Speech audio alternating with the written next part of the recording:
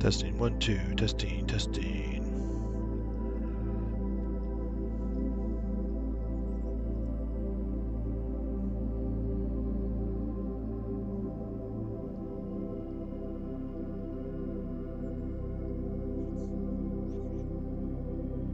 Yay. It's working.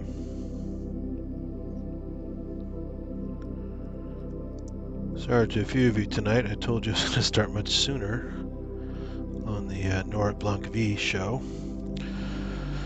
And technical difficulties as usual, including some settings I was trying to do on the camera with a new attached eyepiece, some focusing issues, some tethering issues as usual, blah, blah, blah, blah. I won't bore you with all the details.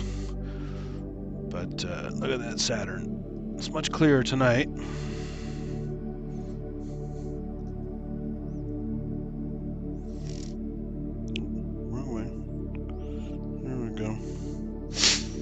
So Saturn's much prettier tonight. It's not doing the dance like it was last time. I tried pushing the eyepiece zoom closer. It's a special zoom eyepiece that has an actual T adapter thread thing on it. It's like an M49 to a T adapter if you guys are into camera stuff. And so it works beautifully, but it's supposed to be parfocal, which means as you zoom through the focus, as you zoom through the zoom path, the focus stays consistent. With your eye, that's fine, but since the camera's at a different focus point than my eye is,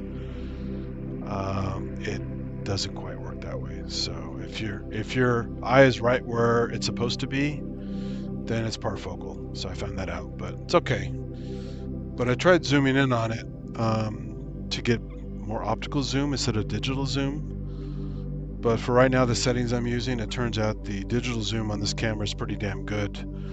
And it's a much brighter image if I do it this way. So I'm just sticking with the, I think it's 24 millimeter right now at the full zoom out. And so yeah, it's not bad. Not too bad. I try not to bump it too much because then it shakes like crazy. But you can see more detail than before. And you can see more of a natural cream color, yellowy cream color to the planet instead of the washed out white.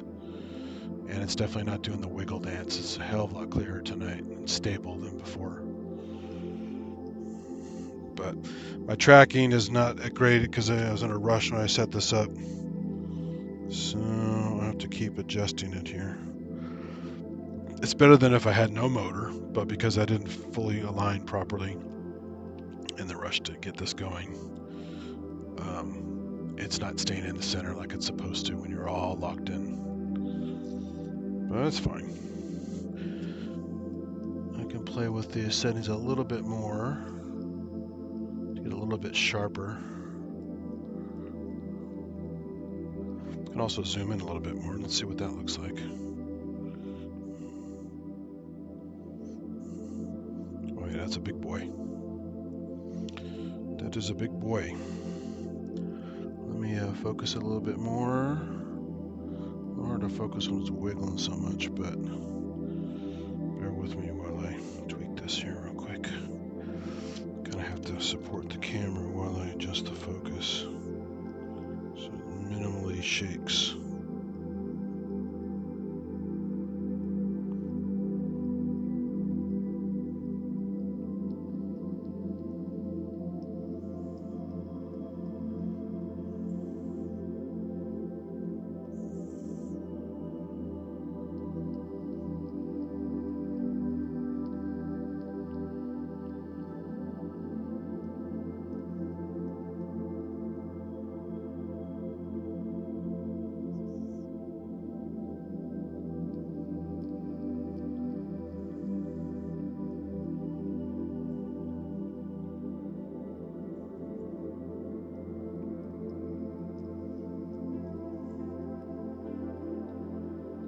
Well, it's not tack sharp like I would like it to be, but it's not bad. I'll leave it there for a moment. You can see the scene's a little bit, you see it looks like it's swimming a little bit. The scene's a little bit funky, but not nearly as bad as it was the other night when I did a stream for you guys.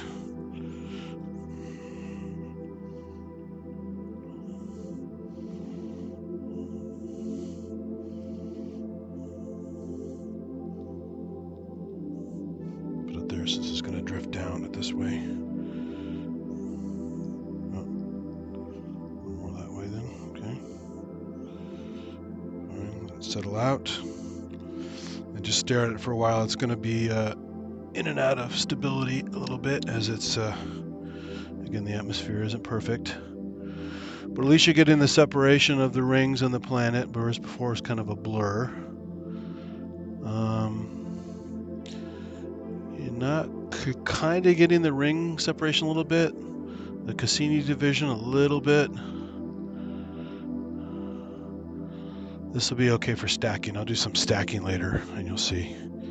There's much more data to work with on this set of images than the previous set, which was not awesome, but again, better than nothing.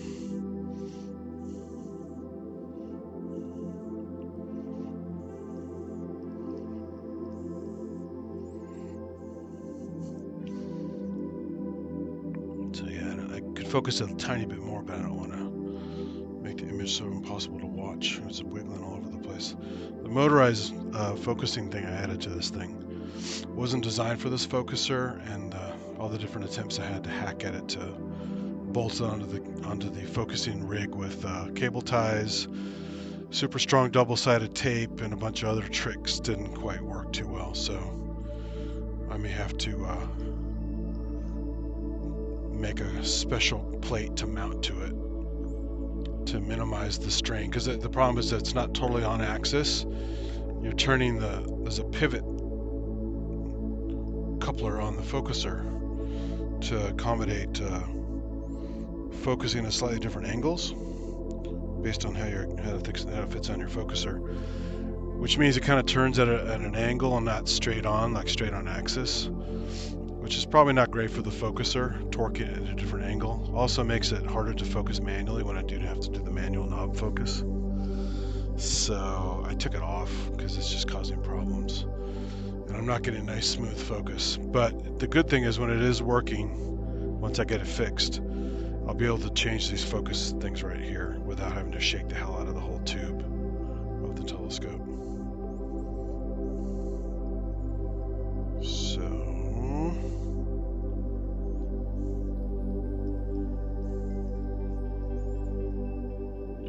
it's drifting a bunch now. I have to keep fixing it. Oh, get back here.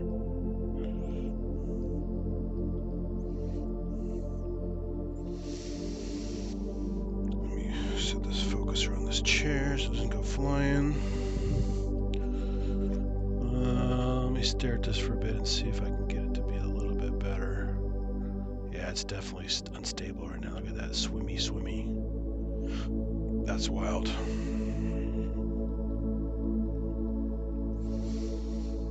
Very swimmy. Well, the disadvantages of doing Saturn this late is it's starting to get lower in the sky, which means more atmosphere, which is not good. Not good for these purposes anyway.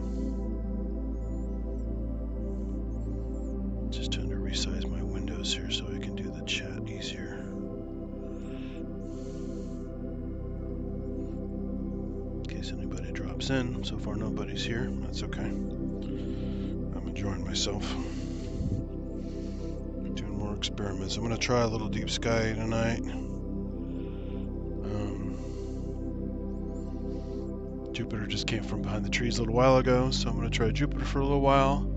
It's almost as high as it's going to be tonight, so it's a good time to look at it. Saturn's on its way down, which means it's starting to be a little thicker atmosphere, which is why you're getting this more swim action.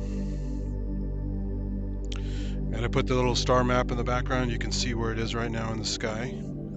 It's in Aquarius. I turn on the constellation names and the shapes so you guys get an idea where we are. I didn't do the live map with the telescope because, again, since I rushed the config so fast, the target of my scope wouldn't show correctly on the map because it's not 100% aligned. It would be offset, which is kind of silly, so I just left the targeting off.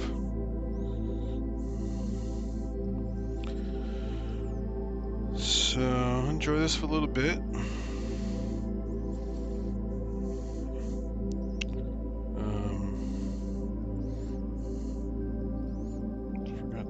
some fun facts while we're waiting here. I'm gonna give you some fun facts on Saturn.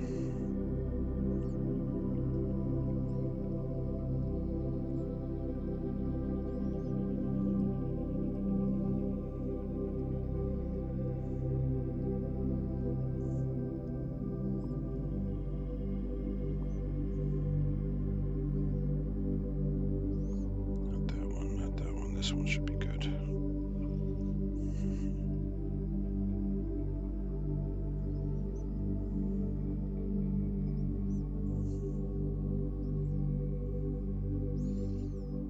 Okay. According to this, it's currently plus 0.5 magnitude, which is very bright. Magnitude scale works the opposite of how you would imagine. The higher the number, the worse it is. The fainter it is. So Pluto right now, I'd have to look it up to get the exact number, but it's usually in the like 10 to 11 magnitude, whereas the Sun is like negative 23 magnitude or higher. Jupiter's often in the -2, negative whatever. Venus is a little brighter than that at its brightest. So it's also called the morning star or evening star, as it follows the sun around because it's pretty close to the sun. So you only becomes a morning or early evening object. Can't see it right now. So it's pretty bright as well. I'd have to check up Sirius, but Sirius is the brightest star in our sky, other than the sun, and it's up there too. It's not super crazy bright. It's also very small because it's more of a point source than a disk. So the planets have an advantage being a much bigger object in our sky. So yeah, 0.5 magnitude. It's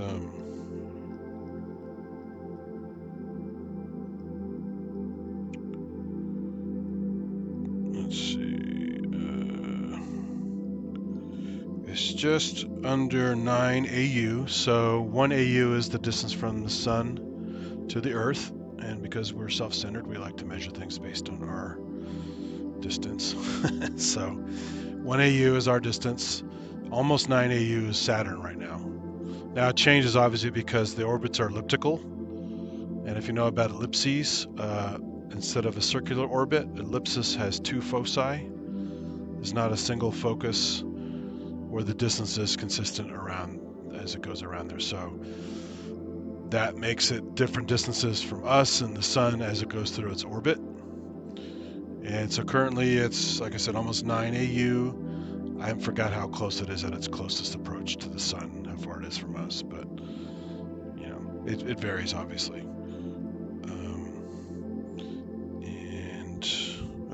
We think we lost it. Let me bring it back. Come back, Saturn, come back.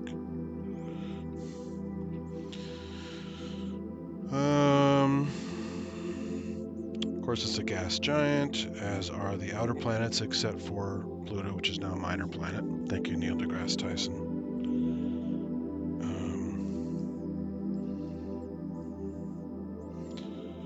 It has, does it say how many moons it has here? I know it has a lot. They kept finding a whole bunch for many years. You mainly see Titan, the largest moon, which I haven't kept up with the latest data on it because it's always changing with the science. But at one point, it was considered to have oceans of methane. It's so damn cold there. So imagine frozen. Frozen methane is very, very cold, but liquid methane is still pretty damn cold. So it's very, very large moon.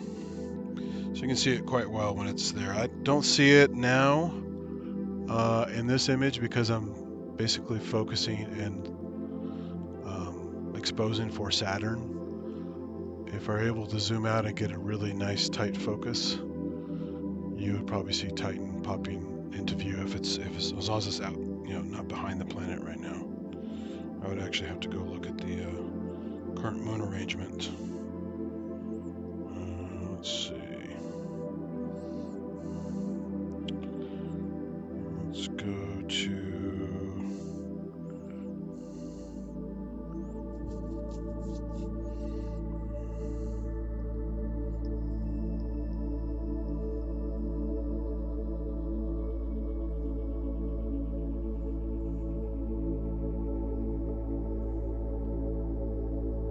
Looks like it's behind the planet right now. I'd have to get a different view. This one app is showing it kind of behind the planet, but it's also a 3D view, which is kind of confusing sometimes when I don't want it.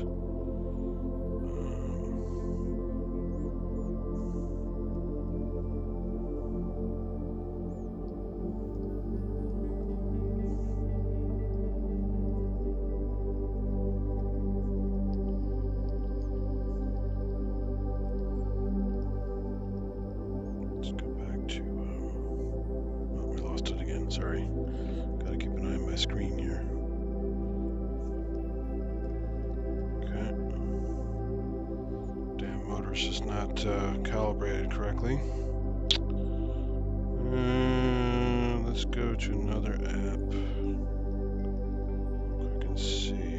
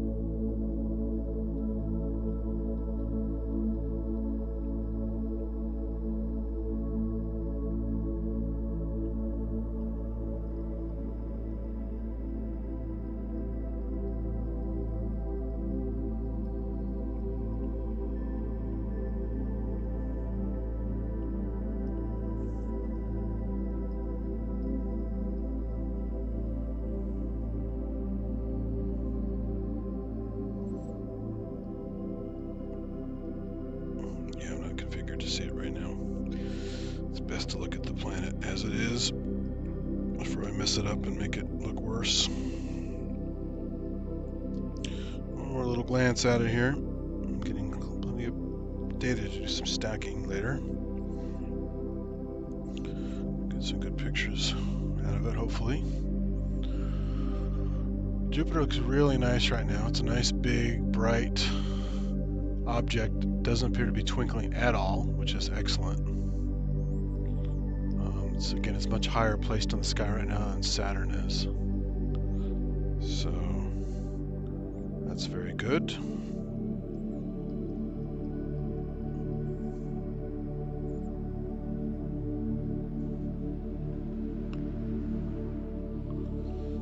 Had to set up on a street corner here, kind of what's normally a pretty dead business park down here. But there's some nighttime workers coming and going, so they make some noise and hit me in the face with lights once in a while. It's also, it's become one of the homeless enclaves further down the street. I see a bunch of RVs. Situation here is pretty sad right now. There's just tons of people living in RVs in different side streets and frontage roads, and even some fairly major streets in towns like Palo Alto, which have a lot of money. They drive by homeless people all the time. It's pretty sad. But yeah, down here they don't bother anybody. It's just not a big deal. In fact, most of them are asleep right now, so I'm up and they're not, so nobody bothers me.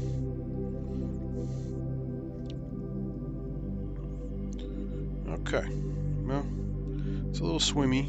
And again, I'm zooming in digitally many times, so that's adding to the noise, but I wanted to have a nice big object on the screen. It's no fun if you see a tiny little, you know, give it a couple more seconds here and then I'll zoom out to the actual size I'm looking at right now, because again, it's only like a 24 millimeter equivalent eyepiece using, so there's a thing called prime focus, where you're basically putting the camera right on the camera tube, or the optical tube where your eyepieces go normally, and that works really, really well for the highest quality, just the minimum amount of optics in the way.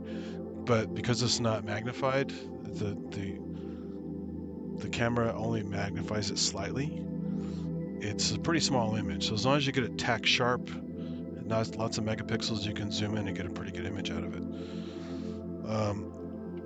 I'm doing a slightly different version. There's a thing called eyepiece projection that was popular a long time ago, not so popular these days, because people are doing mostly prime focus without projection. So you have a little adapter that puts an eyepiece in the middle of the tube that you adjust the distance as well as the focus in general. And based on the kind of eyepiece you use and the distance you set, you might get little vignetting on the edges, like little. That's if you saw my stream for Yosemite, I was getting some vignetting because I didn't set it up right. I was in a hurry. So the stars are kind of stretched out, forming smears on the edges, but the stuff in the middle was pretty clear. I just didn't quite get the exposures I wanted to, so they're a little bit fuzzy. But you got the idea of what the objects were. You saw the Andromeda Galaxy and the Orion Nebula called M42 before the sun came up, because then I was looking at Venus, and then that was it. So I only had a few hours that night to show you guys some stuff. But so eyepiece projection, and what I'm doing right now is because this clever eyepiece actually has the threads on it, as I was mentioned before, is the M42 to T adapter threads. I'm actually connecting to the eyepiece like it's a lens.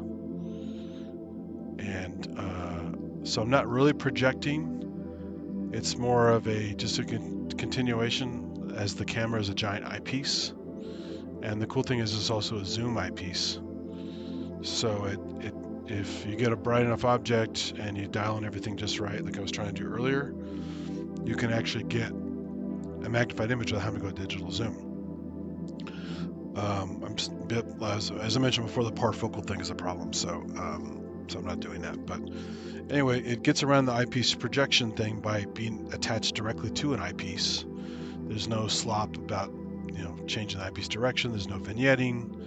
It's a pretty cool little solution that I just found by poking around online and said, that does threads. That will save me that.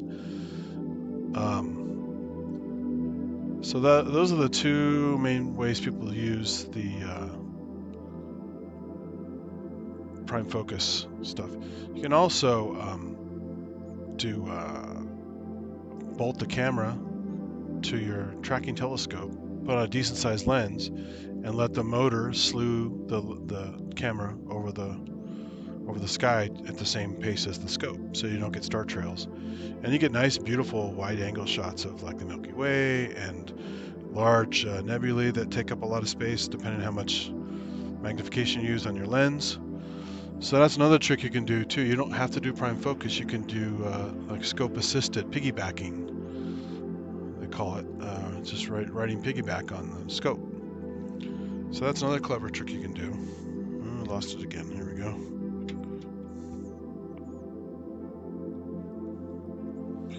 So now that I've done this enough, I'm going to share you the actual view I'm getting. Because this is USB-C out of the camera into the computer using this Nikon webcam software. But check this out. This is the actual size. Getting in the eyepiece, that little dot.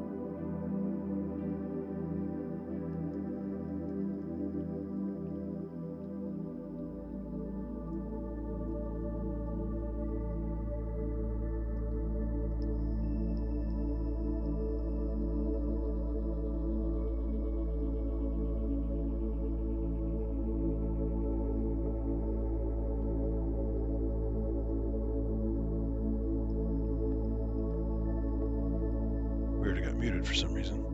Hold on one second. I suddenly need my power supply because the cold temperature out here is draining the battery quicker than normal. So I have to do a quick and dirty inverter battery pack to laptop power supply rescue mission here.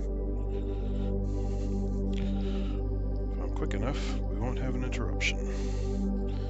I did forget my rush again. I did forget to plug this in earlier. So I have to hurry up and get this in here before we lose everything.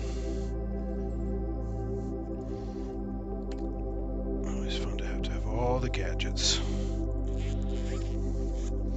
But these inverter batteries are awesome on Amazon. Less than $200. Give you many hours of goodies.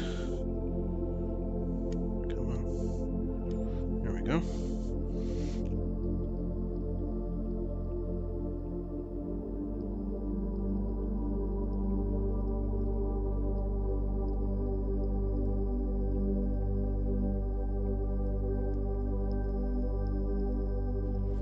I saved it. Everything's back to normal. The brightness went back up again on the screen. And of course we lost the image again a little bit.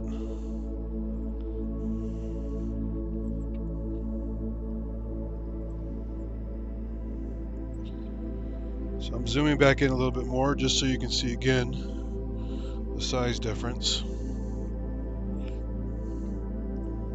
So here's the slightly smaller view I had when I first started showing you, but again, digital zoom on top of what I had. Zoom back out again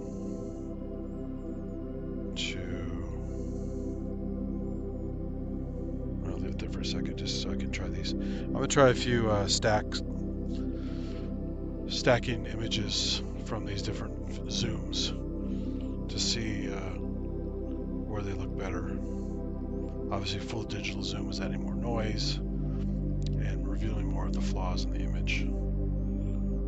But occasionally when the atmosphere cleared up, it also allowed you to see some of the details I wanted to show you.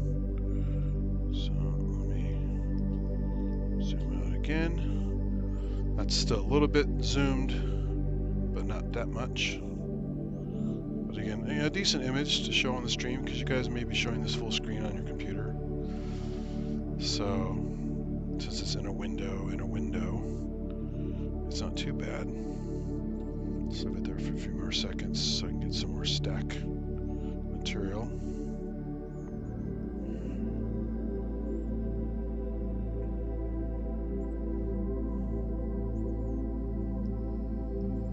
Okay, zoom out again. Still a magnified image. This is not normal size. This is the camera slightly zooming in. I think I have 4 levels of zoom on this digital zoom. So I'll leave it there for just a few more seconds to get some more frames for the stacking. It'll be a fun little experiment at the different sizes. Obviously I'm taking less frames here because I'm not patient enough to wait for thousands of frames here. But just to explain what I'm doing here, and I'll show you the results later. And then back out to normal view where it's there, but unless you're full screen on your computer, it's a little dot.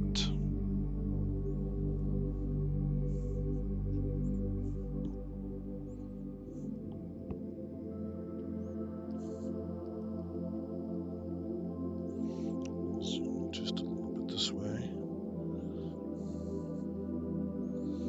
It's not quite in the center, but it's roughly in the center of my viewfinder anyway. It's a slightly different center on the OBS view because the webcam software is slightly skewed to fit on the screen the right way. Anyway, so that is I'm going to use this zoom here to assist me to find Jupiter without having to reconnect everything. So I'm going to go back to this view again.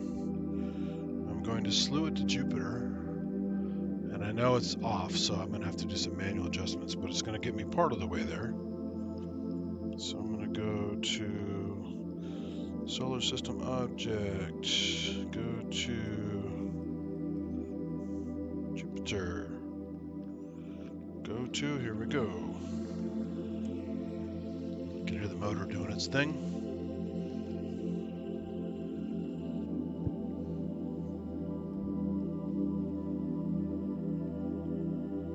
Now if I had the tracking software set up as I showed you before, you would see the targeting move and the background planetarium software would also be moving to show you what I'm looking at, but I don't have it configured right now because it's not going to work perfectly anyway.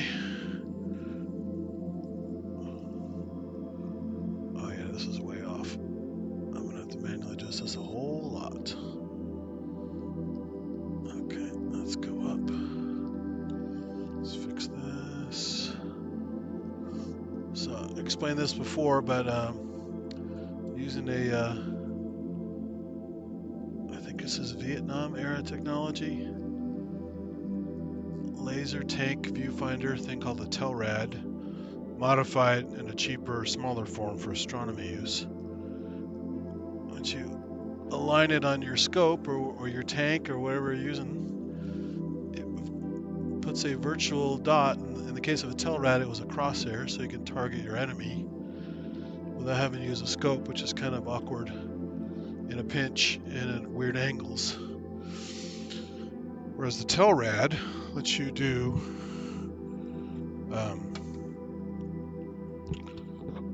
since it's a crosshair with some targeted rings, you can get an approximation of how close you are to your subject. Whereas this is just a red dot. So I just put the red dot. Once I've aligned it by aiming at an object and centering it, I can use it as just a virtual laser pointer, basically. And you don't see a beam, you just see a dot looking through the little display thing, but you just see a virtual dot put on the sky. You just keep moving until you get your object in there. And since I have Jupiter in there pretty good, it should show up on the screen shortly.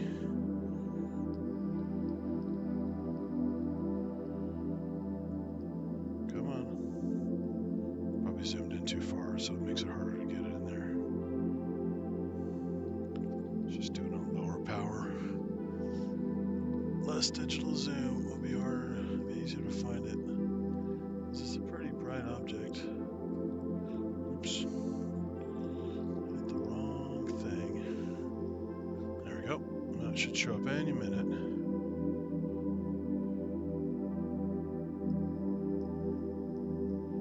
Might have to drop the shutter speed to make it more sensitive.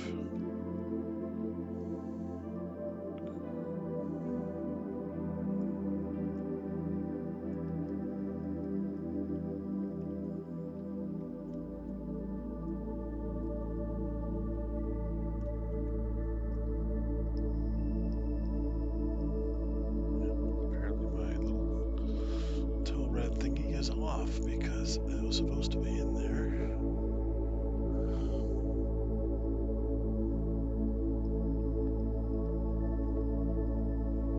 I this thing on low power. It should have popped right into frame. So I need to adjust this a tad. There it is. Cruising by. So Telrad is off a little bit. Not too bad.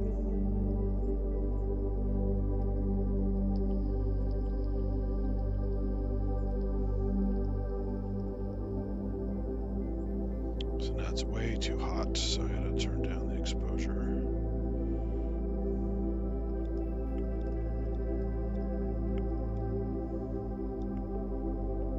And now I gotta do digital zoom so I can check the focus.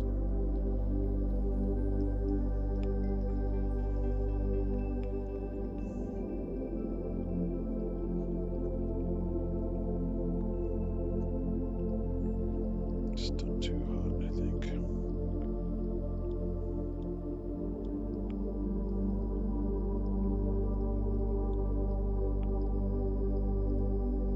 Okay, I need to focus it some more.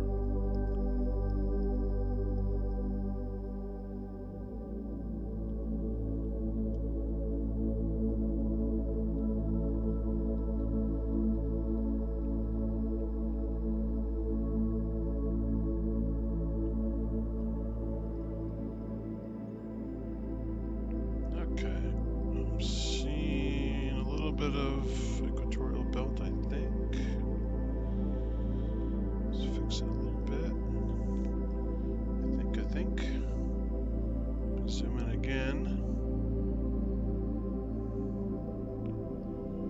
Still a little too fuzzy.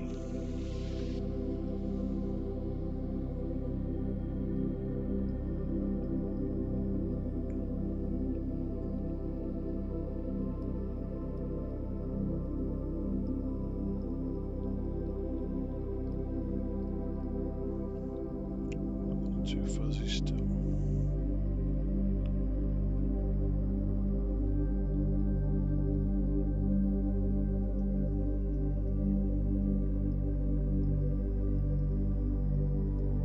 Okay, I'm seeing a little coloration, but it's still a little too fuzzy.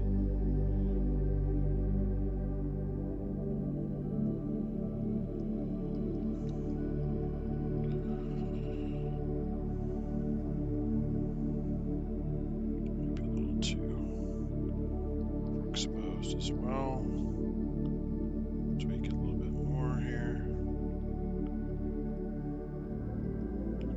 I have to calibrate my focus, or the fine focus isn't quite working the way I wanted it to.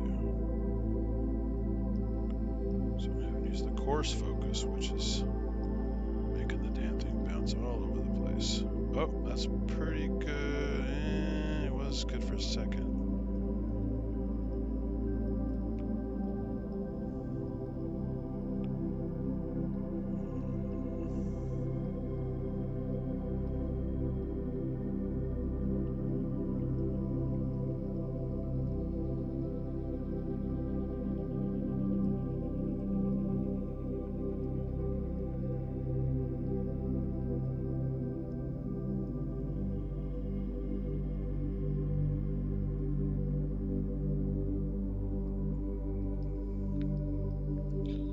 Just place it better here.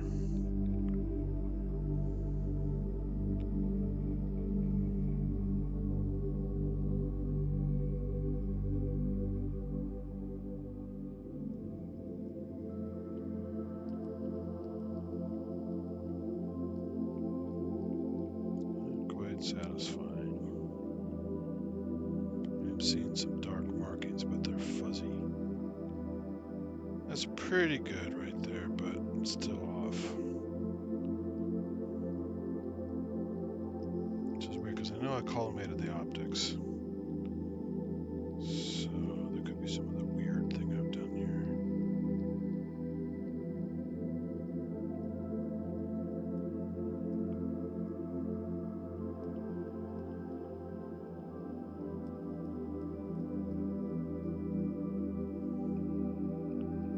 Okay, I'm gonna leave it there for a bit and see if it's just an atmospheric issue.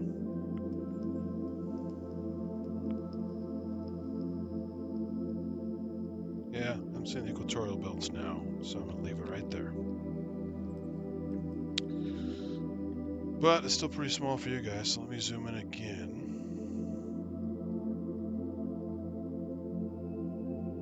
See if it holds up.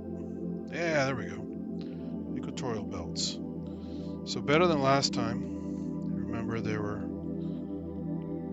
really fuzzy, not obvious. Seeing conditions aren't excellent, but again, they're much better than they were last time. That's what I was saying. Sometimes you look up and it's not twinkling, but I'm thinking, well, looks pretty good though. And it is dark, and it is not cloudy, and it's not windy. But let that cook for a bit. Just watch that. I'm gonna have to babysit it so it doesn't move too much. Hey, we got chatties. What's up, chatties?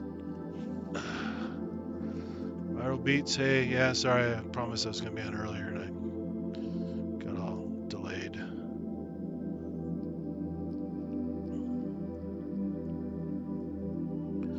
So watch that for a bit. You can see the equatorial belt's much better than last time without any post-processing. Again, this is digital zoom on top of digital zoom. I'll show you on the actual program here. Where we are in the sky. Let me switch over up Stellarium. It doesn't crash like it usually does. So that was Saturn. Now we're over at Jupiter, which is... Oh, it's gonna crash, you stupid thing. Stellarium is a piece of garbage. You click on the wrong part of the screen sometimes when it's in window mode. It likes to be full screen mode, and I don't like full screen mode. I can't see all my stuff. And sometimes it thinks, hey, you clicked on the X. I go, I wasn't anywhere near the X. I was clicking on the screen itself where the stars are. You stupid program. But, you know, it's free. What are you going to do? Alright, so there is Jupiter. Let's turn on the goodies again so you guys can see where we are. I think the trick is to adjust it in full mode and then switch back to window, because once you start clicking around in it, it just gets lost. So here you can see it's in, it's off the tail of Cetus the whale and south of Aries. So I'm going to switch back to window mode so we can see what else is going on. And there you go. Oh, we're moving. We're losing it again. Stay there, Jupiter. And again, I'm zoomed in for details. Since the scene is kind of coming and going, I have to kind of leave it there. I'm going to do some more stacking later, stacking image tweaks. So I'm obviously so close you can't see the moons, and also I'm metering on the planet itself. So again, the moons would be too dim at this point. But as I zoom out, I will try to tweak it real quick so you can see the moons again.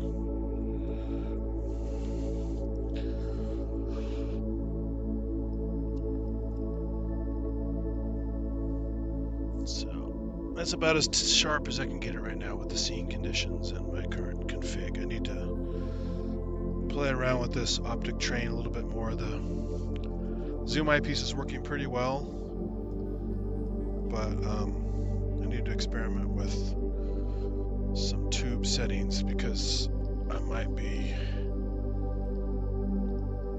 using too much tube extension on it, and some other stuff might be kind of messing up my fine settings here. So, but hey, you know, it's fun. This is not. I'm not publishing photos on Astronomy Magazine or anything, so I'm not so concerned with pristine quality. Get back here, you. Alright, come on. Don't do that. Hit the wrong button and it goes the wrong direction real fast. Let me go back to zoom out again so I can find it.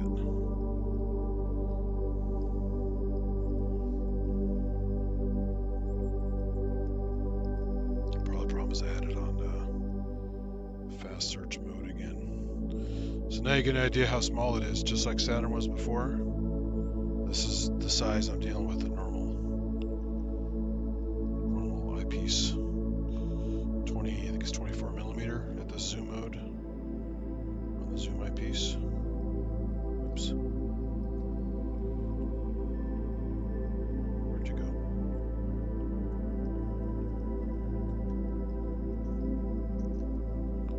I lost it again.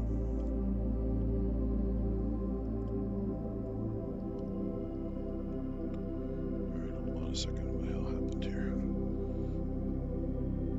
Oh yeah, I'm off. It's way over there. Thank you, Telrad viewer. Okay, now we're getting closer again.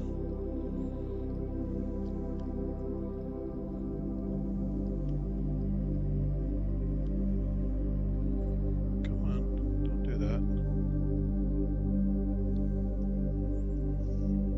Still, Telrad is still off a little bit.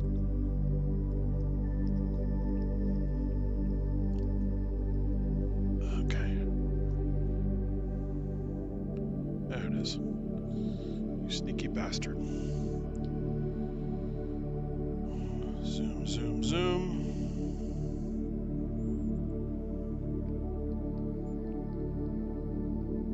Oh, wrong way. There we go, nice and big.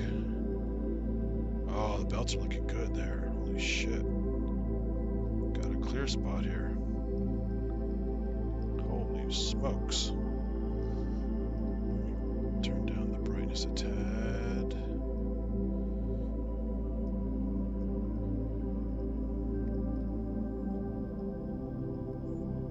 That looks pretty good, actually. It's a little bright. I can probably adjust a tiny bit more.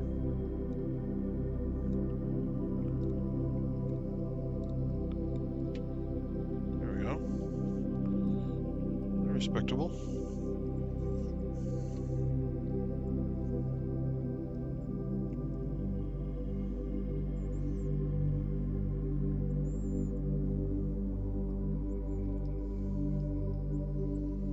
Thanks for coming, guys. It's fun to do this no matter what, but it's always fun with company, so.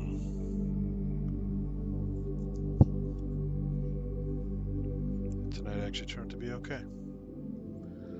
Now, unfortunately, I waited a little too long for one of other things I want to image. It's almost ready to hit the tree, so I'm gonna stay at Jupiter just a little bit longer. I know you guys want to see it, but you're not gonna see much more in this tonight with Jupiter because its conditions are okay now, but they're not great. Oops. I'm trying to get the Ring Nebula before it goes behind the tree. It's a planetary nebula, basically a 9-star, similar to our sun. What our sun will do after it eventually goes red giant in about 5 billion years. Then again loses the fight with gravity, collapses, and on its final way out, before it becomes a white dwarf, it shoots off a giant shell of gas in 3D. And you get these things called planetary nebulae, which is basically either a ring or a sphere or all kinds of funny round and spherical shapes, which is what's left of the dying star. It still takes a long time to die as a white dwarf.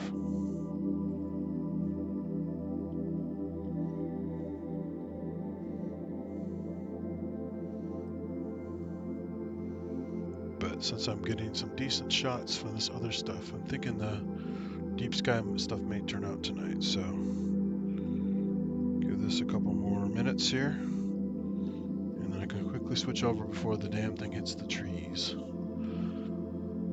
I've looked at planets through trees before, but the good thing about a reflecting telescope is the light is gathered first and then focused by the primary and secondary mirrors before it hits the eyepiece, or in this case the camera.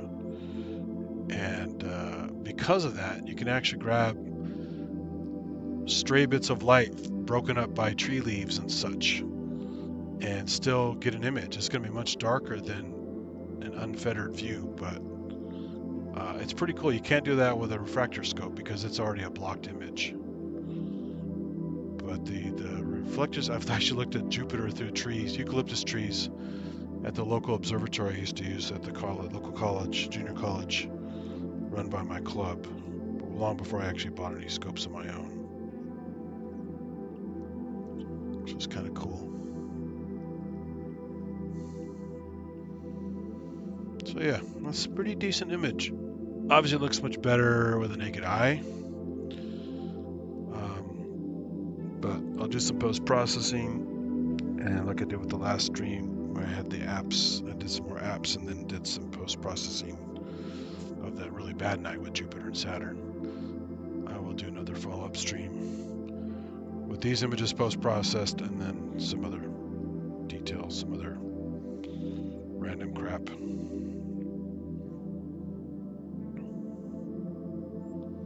But you can see it's drifting because my alignment is off. My polar alignment isn't bad, but my 2-star alignment was quick because I didn't have time to do it all over again when it wanted to grab a star that really wasn't the star I wanted. So I'm going to say that's pretty good for Jupiter. So glad you guys got to see that. Let me quickly go over to the I hope it doesn't turn the other way. It's going to lose my camera cable connection. I might have to let me quickly unplug the camera cable in case it gets tangled.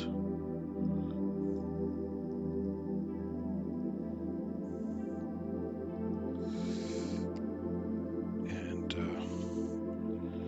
that way the telescope can turn without any kind of worries about pulling the laptop onto the ground here. Let me go to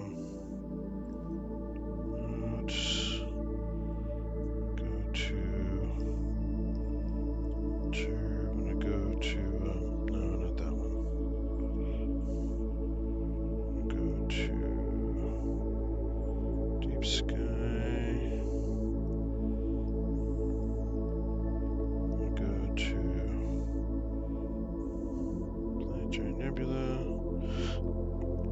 and we're going to go to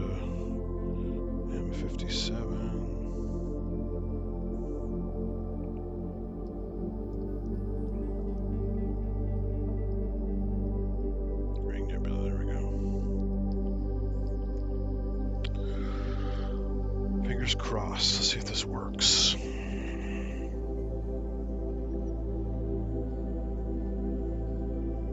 It's not as bright as some other stuff I can look at, but it's fairly bright and it's still up. So I just want to get a quick stab at it before I go to some other object that will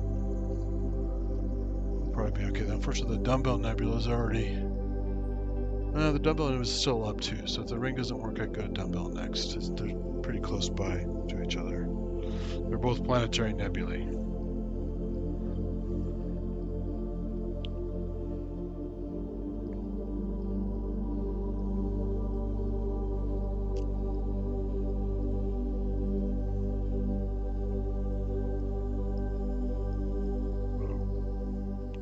So he's definitely out of alignment. It's going all the way over there. Don't go over there. I know where this thing is. You're confused. Alright. Some quick manual adjustments here because this is way off. I mean, it's in the same quadrant of the sky, but it's definitely not. Yeah, don't beep at me. That's wrong. Beep is meaning it's done finding what it's supposed to find, and it is not even close. This is where the manual controls are powerful.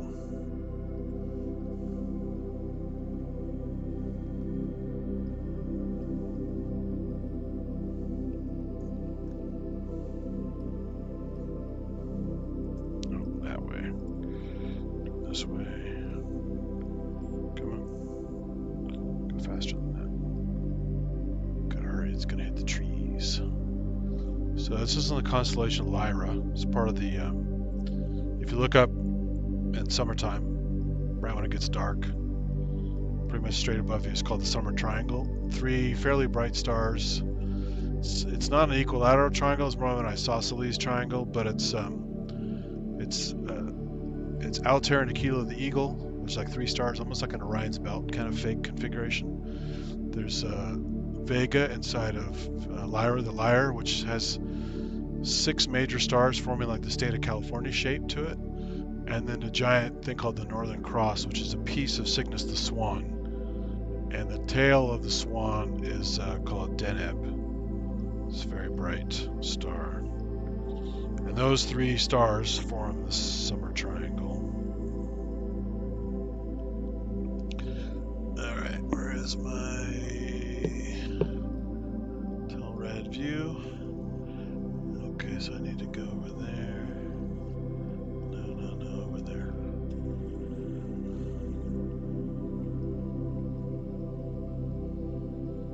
Now this one I'm going to have to do time exposures real quick because it won't be live. It's a fainter object. But I'm in the ballpark, so let's see if I can at least get one of the stars nearby. It's damn USB headset only has a fairly short cable on it. Kind of a pain to move around here. So I'm going to have to do a couple of quick exposures to see what I've got in the shot, because I can't, at this view, I can't tell what the hell I'm doing. So let's do just a shot. Let's do a picture. Let's see what we get. Now we need to get it better.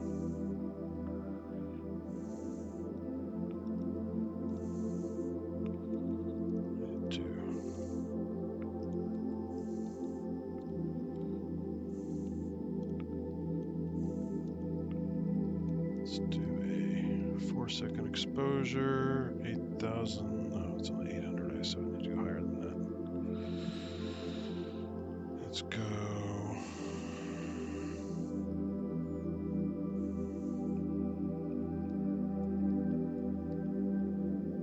1600, let's go 4,000 ISO.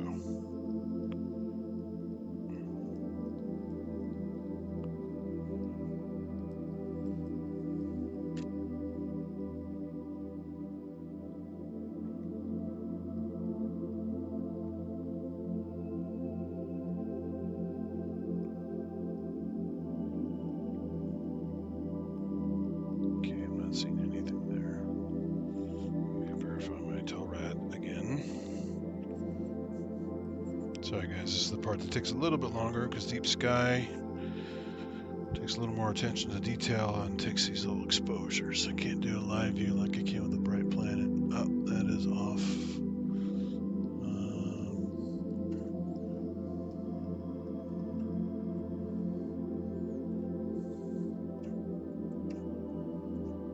It's kind of close to there. That should be pretty good. Zoomed out enough so I should have enough field of view.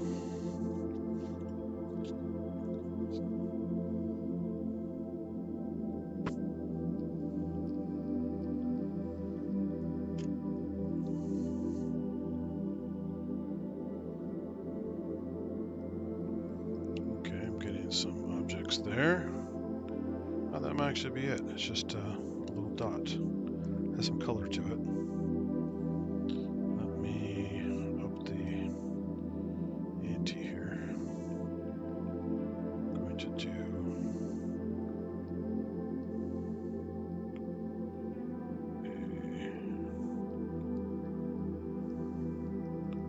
a 8-second exposure, 4000 ISO.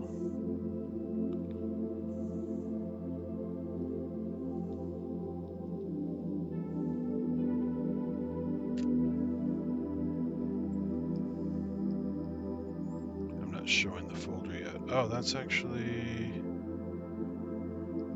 Oh, that can't be that. So I got an Altair in there. Not over an Altair. Check the view again. Keep walking on the scope to see the viewfinder here. Oh, maybe that is Green Nebula in the middle. I don't think it would be that bright.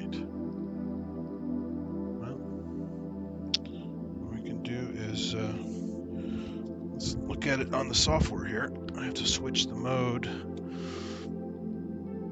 The camera's kind of crazy when you have it plugged in here. I can plug the camera back into the cable. And you have to do this funky thing. The Nikon software will take over, actually OBS doesn't kind of let go of the software properly, so you basically have to tell it that you want to read the card. And when the Nikon software is given access, it goes, you can't read the card right now, you're a webcam. So I have to go basically, you can see it's kind of a reddish view there as I have the live view still turned on. So I'm going to bypass the live view.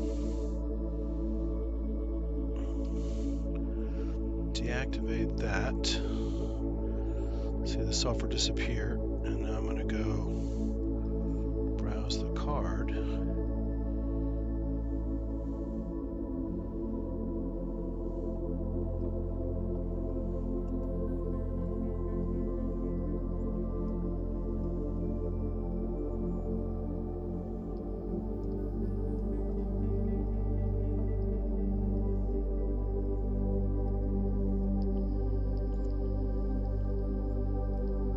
Sort this image.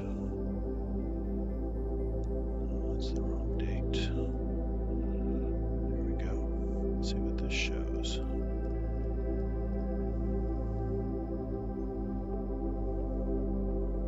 You guys can see that in the image or not. Check OBS.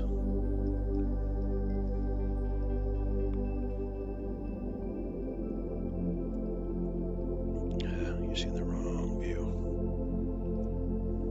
That view. And it's being cut off. There you go.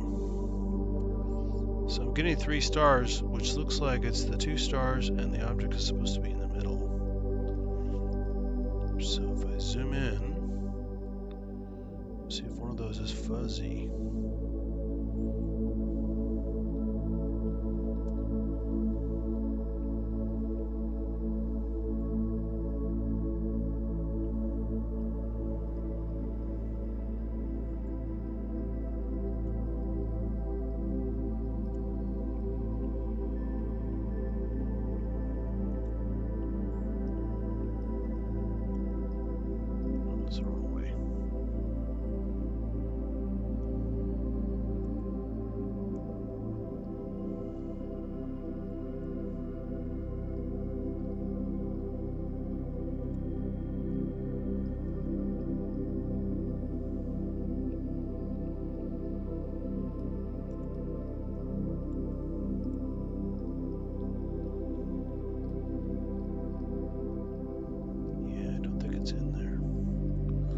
This one might be a trickier one to image than I thought it would be.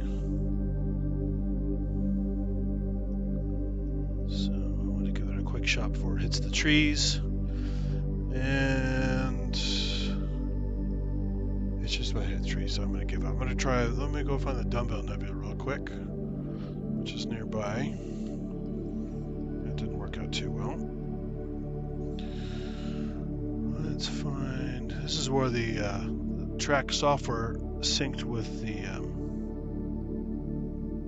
thing would come in handy.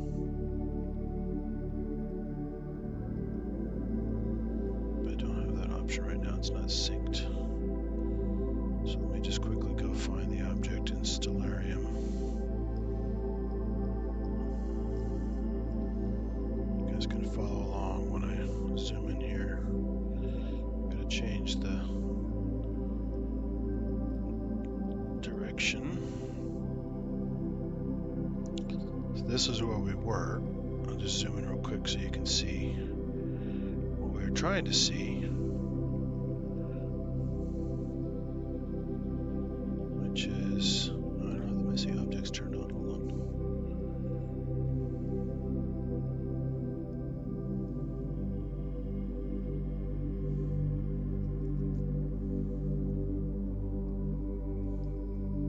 This dude right here.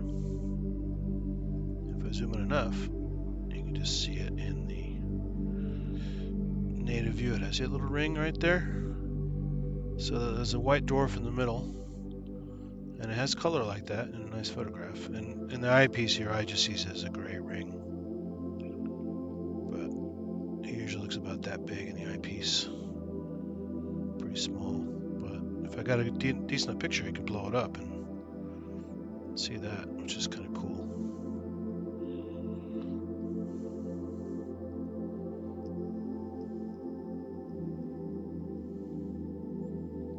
So that I couldn't get because now it's behind the trees. But I'm gonna try and get this other one real quick, which is in Vulpecula, the little fox.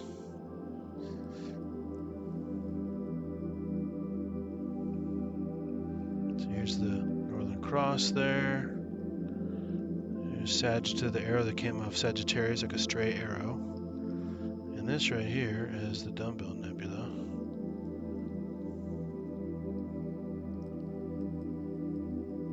Right here. More like an hourglass shape, but it's called the Dumbbell Nebula.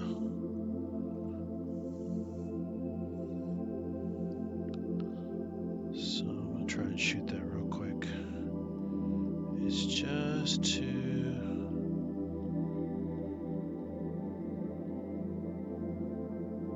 Okay, it's just to the left of that. I'm just doing a star hopping little trick here. Just to the left of that one off of Sagitta. Okay. So let's see if I can find it naked eye real quick. There aren't too many stars in Yosemite, it'd be a breeze, but there are less stars visible here naked eye than I would like. So there's Sagitta.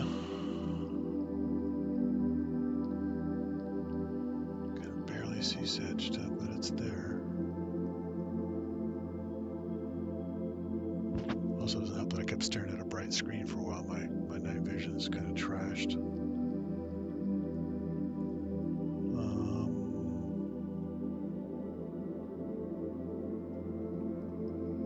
Okay, I can see Sagitta. Just gotta find that other star it's next to.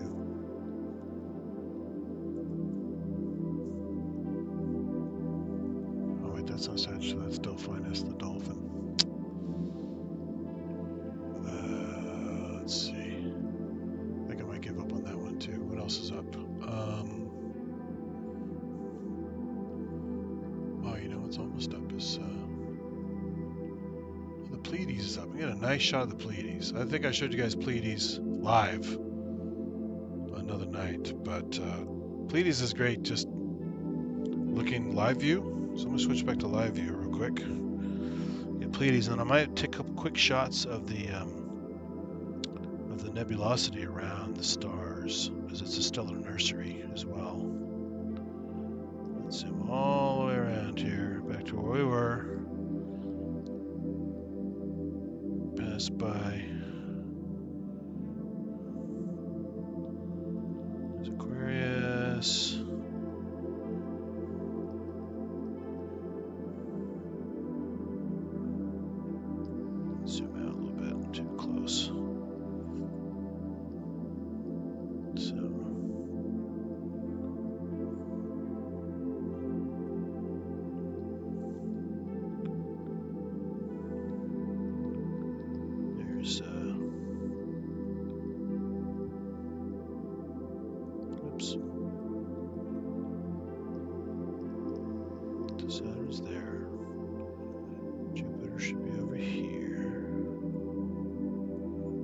is Jupiter.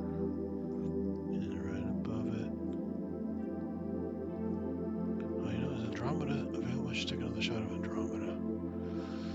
That's a good object. And a triangulum. And up here is the Great Square of Pegasus right here. And these three stars should go off, and there's Andromeda Galaxy right there. And if you continue to zoom, zoom, zoom, you guys saw this if you watched my Glacier Point Yosemite thing. I just had a piece of the nucleus of the Andromeda Galaxy right there. And the companions, it's M31, M32, and NGC 205, the three galaxies right there. So I'm going to try to shoot that again from here. I'm going to switch back to live view real quick.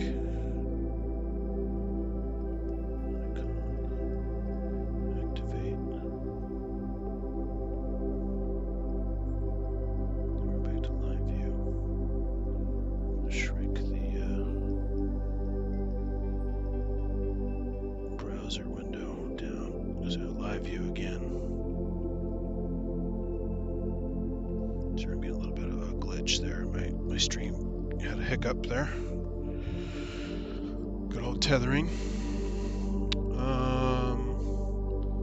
So let's do that. Let's go head over to.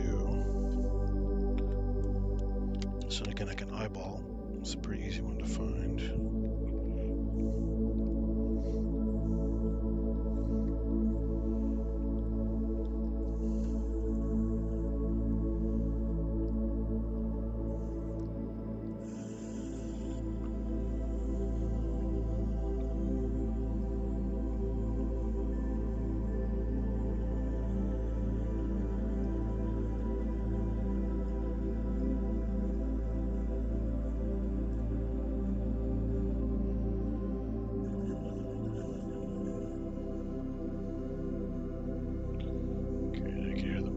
On the scope, going over to that part of the sky with Andromeda. Oops. Let's go up that way. Let's see where we are here. Okay, we're getting there. Really fun just sitting here watching a virtual dot go across the sky. Makes it a lot more fun than a horrible little spotting scope.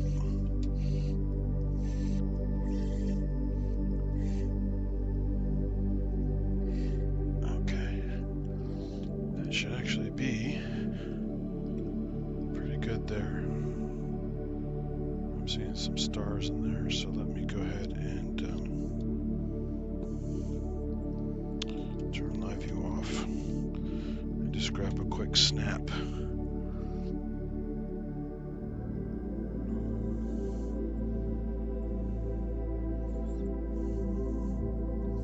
The same settings I use for the dumbbell or for the ring nebula.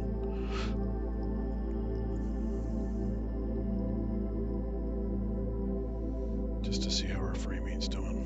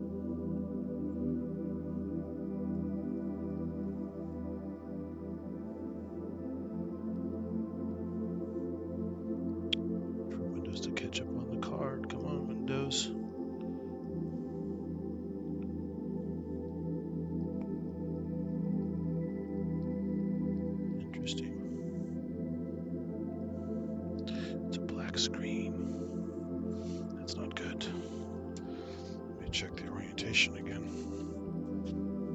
Might be way off.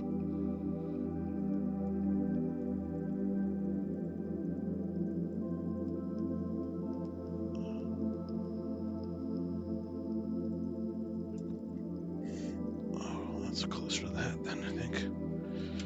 Let's see.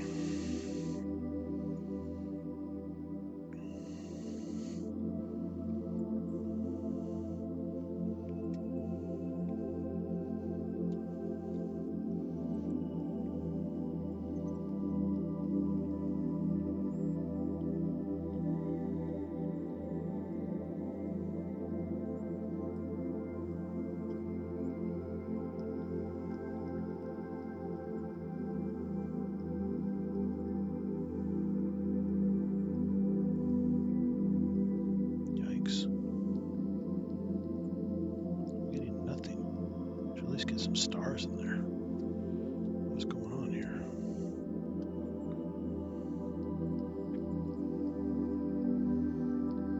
My settings are still not. Crank the ISO again.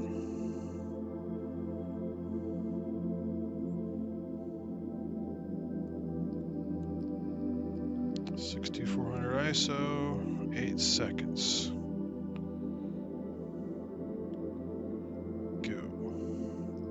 I'm not bothered with the cable release right now. Normally I wouldn't just touch the camera because it'll shake the hell out of it.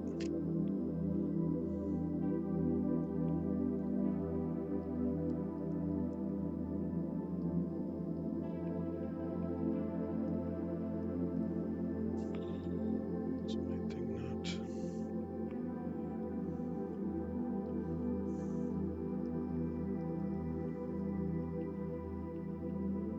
It's not giving me preview mode on there, which is odd. It's okay, I'm gonna go ahead and just brute force it and see what I get.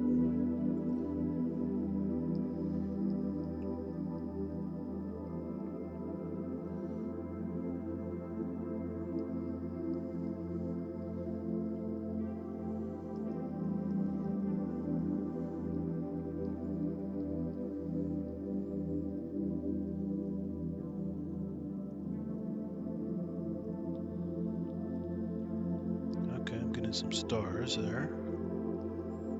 It's not great though, it's boring. Alright. At least something's getting captured. Let me change my view again. I probably should tweak my tail rad a little bit more before trying to take these pictures.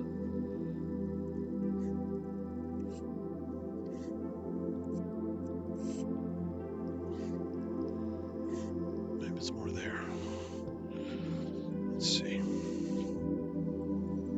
Gotta waste a bunch of pictures before you know you're in the right spot.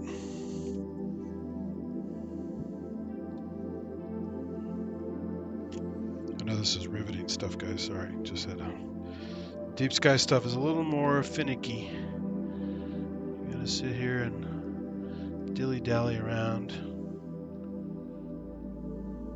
Especially since I'm kind of flying blind.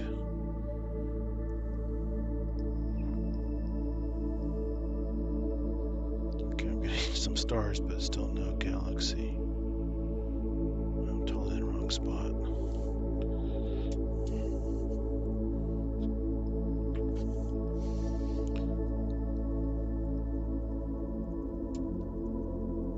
Let's get closer to that star since my field of view is pretty wide.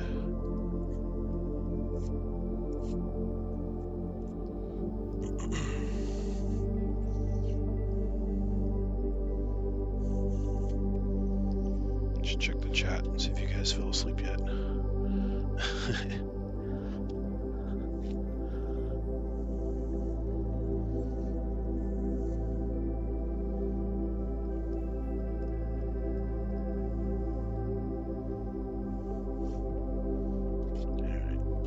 Let's check this one.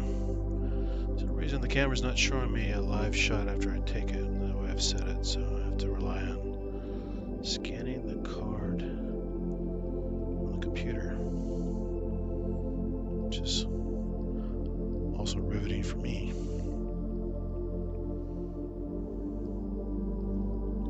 you still got a star in there.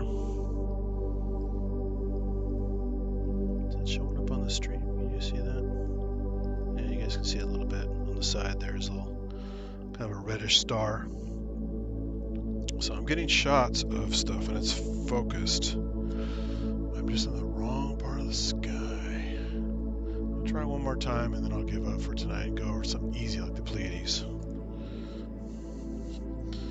Need to remember to...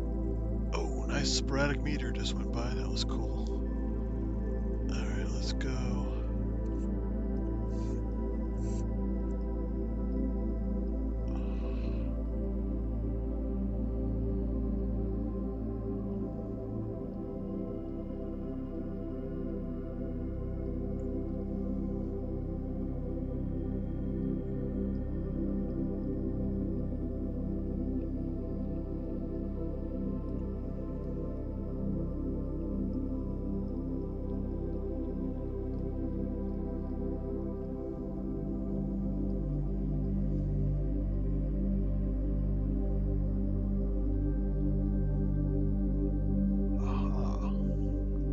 Interesting. Okay, I'm gonna look over there instead. I see what I did wrong. Huh, okay. Let's try that instead then. That's kind of weird.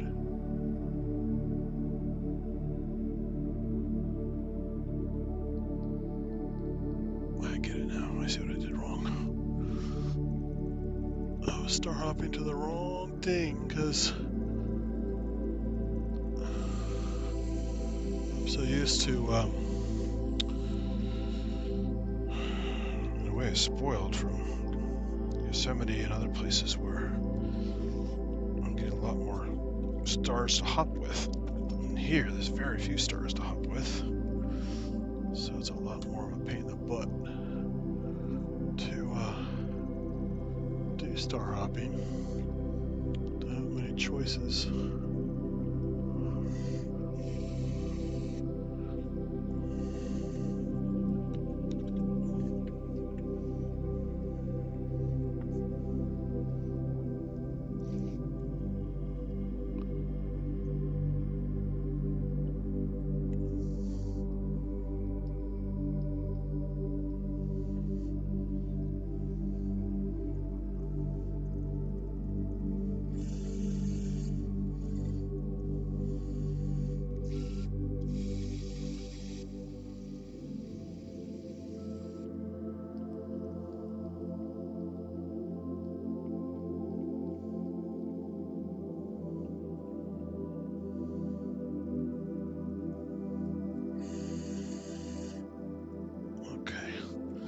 That's a little bit closer. Let's see. Just waste a couple frames and see what we get.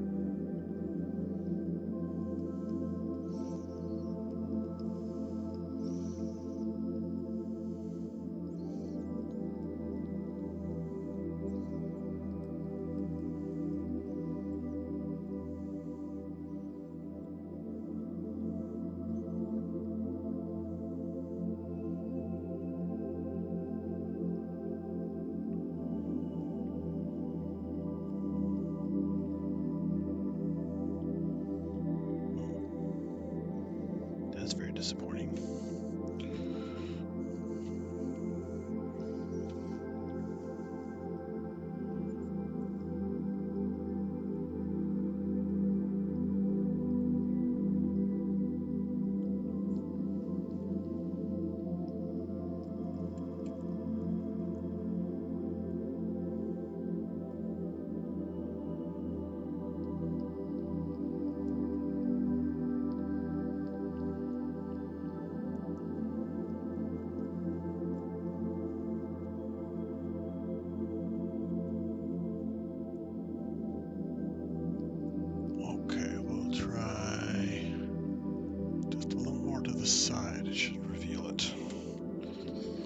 It's really hard now because the scope is almost vertical, which means I have to bend way down to look through the Telrad.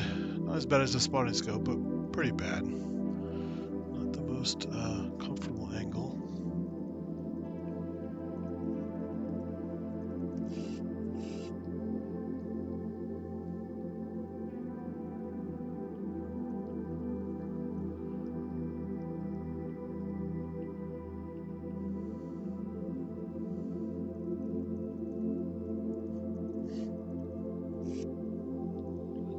Okay, that's pretty wide in this general area. Hope that doesn't get it.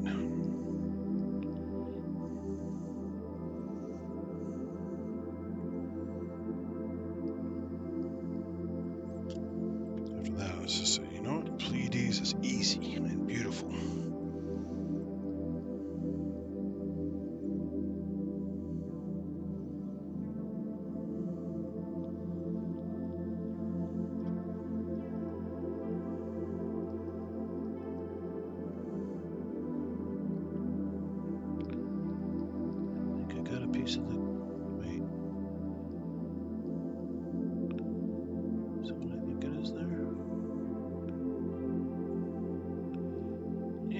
Some of the galaxy there. See that? A little bit fuzzy.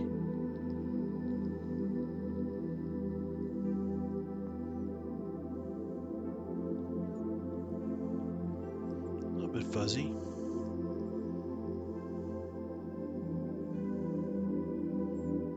Alright, that's hopeful. I might be doing, let me see. Change the ISO a little bit.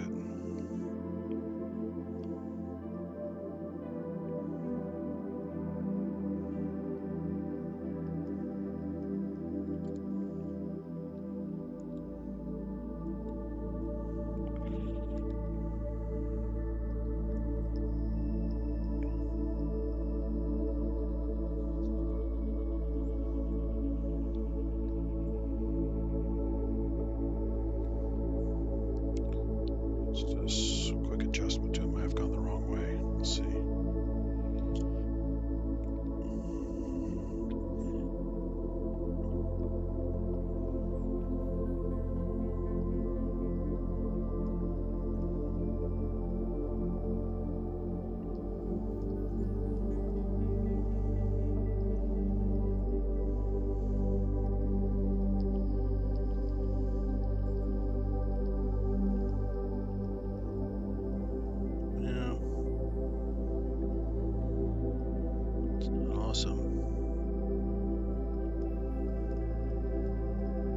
See it. It's a little. Of course, I'm tapping the thing. I'm not getting it super clear. Let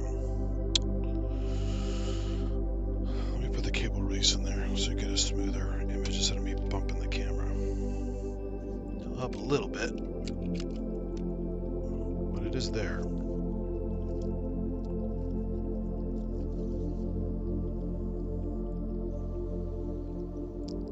Where's that damn cable release? Pockets. There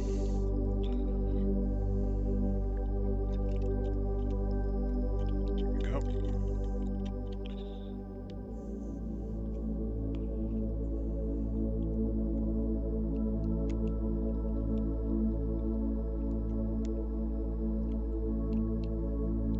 Come on, where's the hole?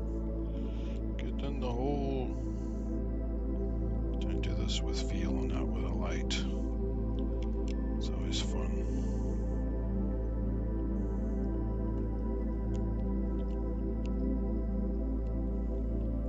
God damn it. Let's try this. Got the orientation wrong. I did the orientation wrong, no wonder.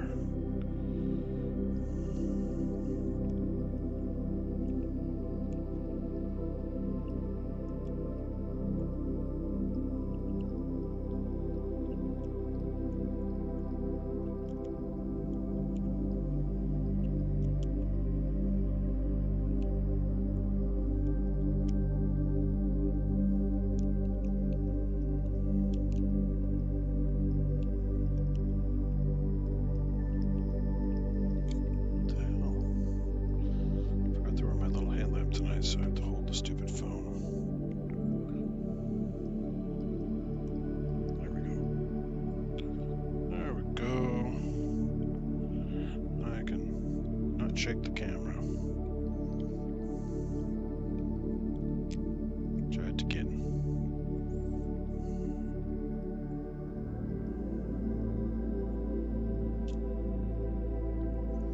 And this might be too overexposed as well, so I can dial it back a bit.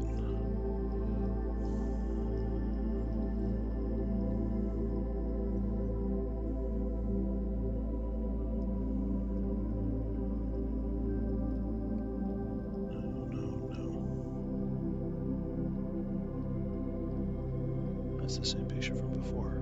That damn thing isn't updating.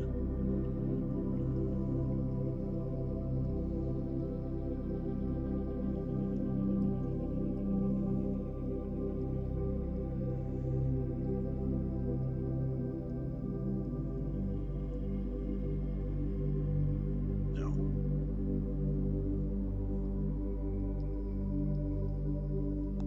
Weird.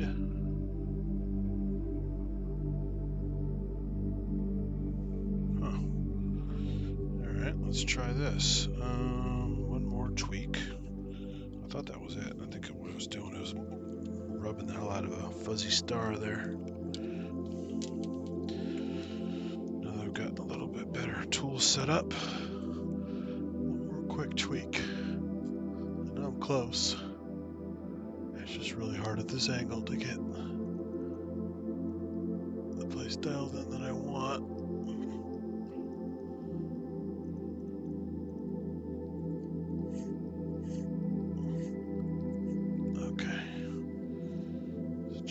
Let's see.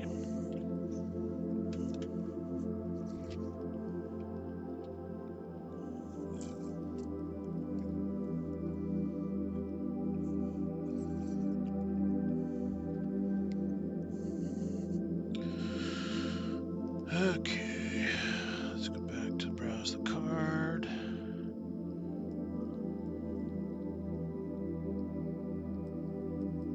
Okay, now we're back to other stars. That's weird. It's too uncomfortable at this angle, it's too high up, so I'm going to switch to Pleiades. Very simple object. Next time I'm going to Andromeda again. You saw it from Glacier Point. I just want a slightly better picture, but now it's just too awkward from this angle, so I'm going to be an old lady and protest. Go for my comfort instead.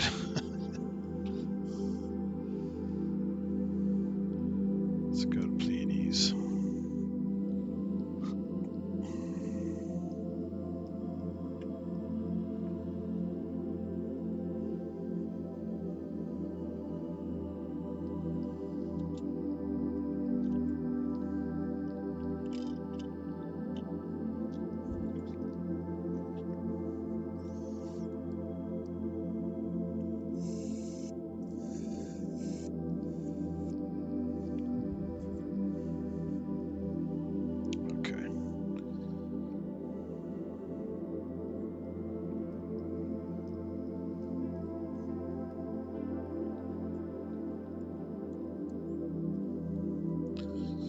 So easy to find. I already got it. I just got to find a good part of it to shoot.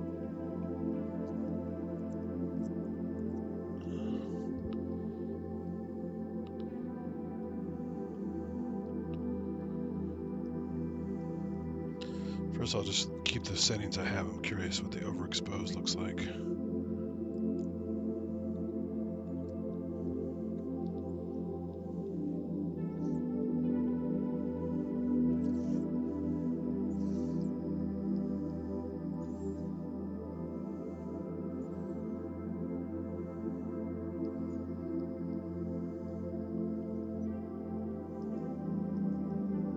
That's not it. Damn card didn't update yet. Come on.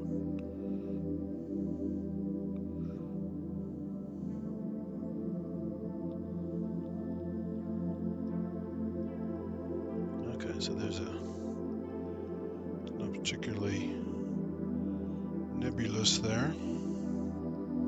Okay, I hoped it would be.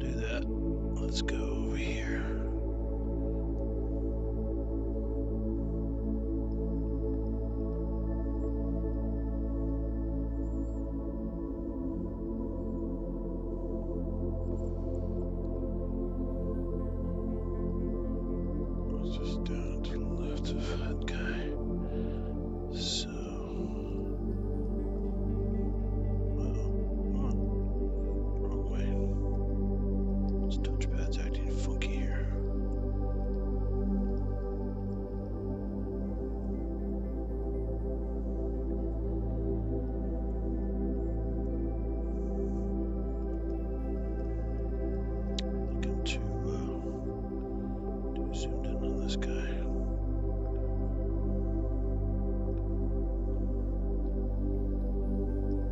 He's not zoomed in enough this way.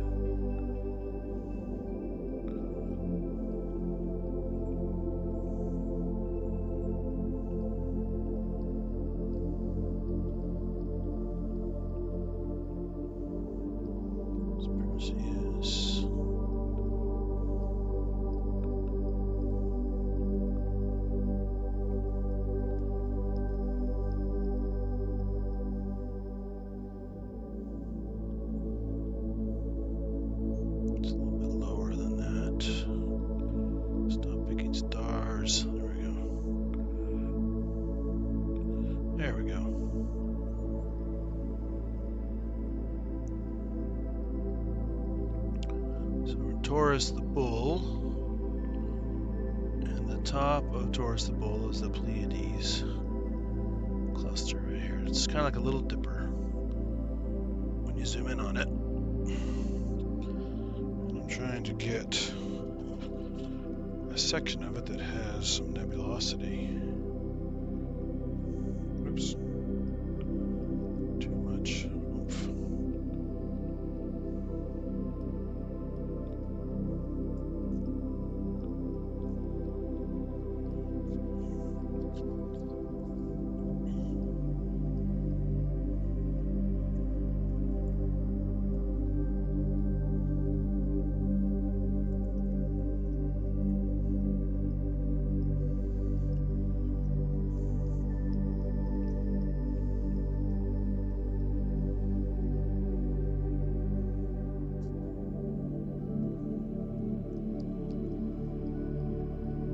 Zoomed out all the way.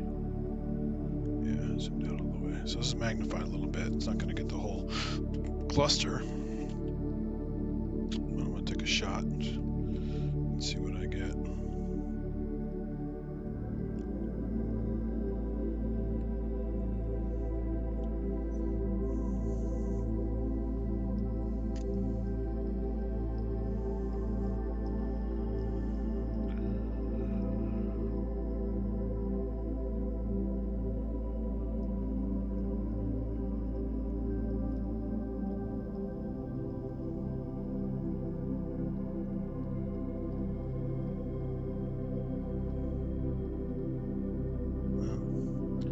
Just getting individual stars, I'm not getting nebulosity. So, need some more experimentation for the settings for that. That's not coming out the way I wanted. But luckily, not too far from there is the Crab Nebula, which is a supernova remnant. Oh, and the moon's also coming out too. You guys can see some moon stuff just behind the tree a little bit. Actually, here's an experiment. You want to see the moon through the tree? Here we go.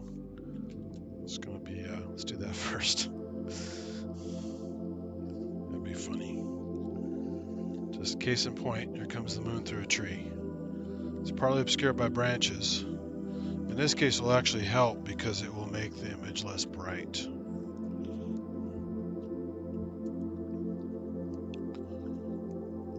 Let's get this down here.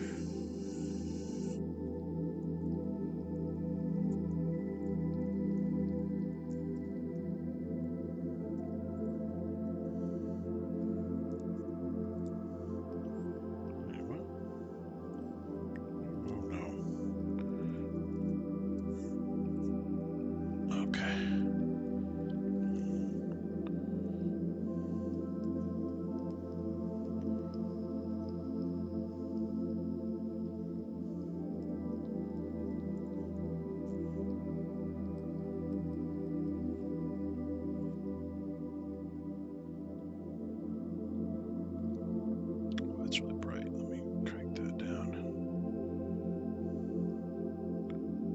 Crank that sucker down.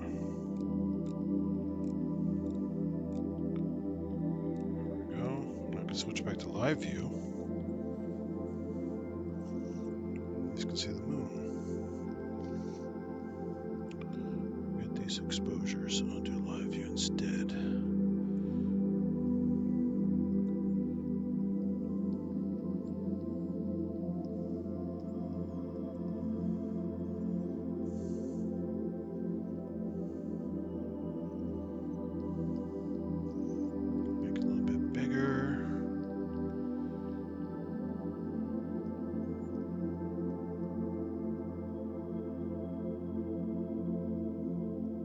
go. Now I can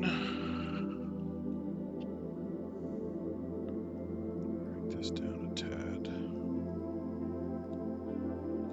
Still too bright.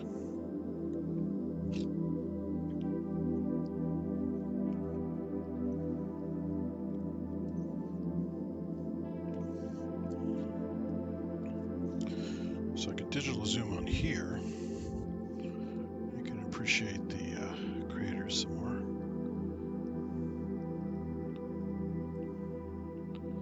Oh, look at that. Oh, that nice edge lighting by the Terminator. Very cool. A little low on the horizon, so it's got more atmosphere. You'll see it's a little turbulent, a little swimmy, as I like to say.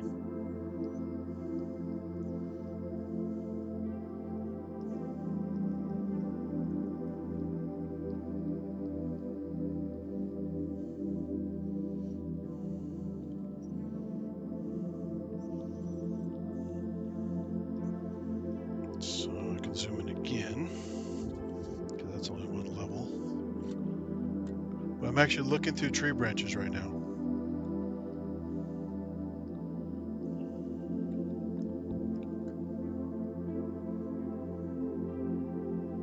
What's fun is you can't see the edge of the moon there. So the edge has some roughness to it, as peaks and valleys.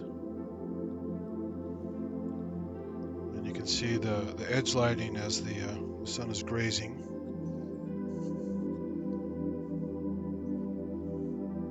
It's not 100% focused, but it's pretty close. See if I can make it a tad better. It's going to wiggle a little bit here.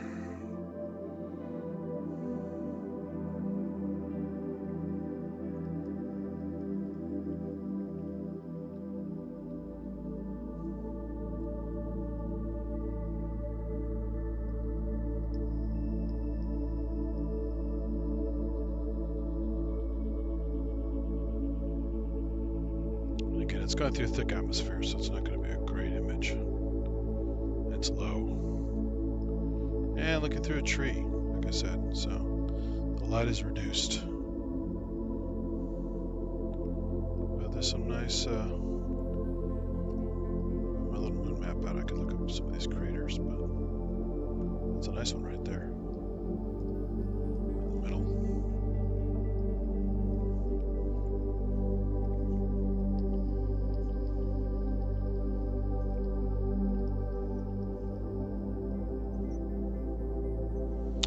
It's a little dimmer on here than it is on the camera viewfinder, or camera screen. So I might be able to turn up the brightness a tad.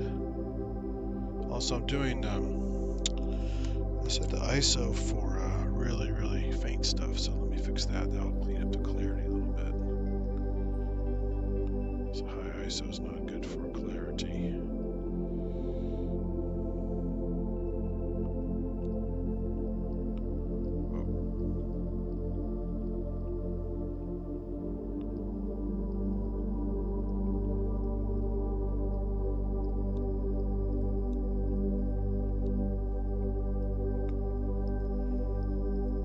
Zoom out again so I can see the ISO setting.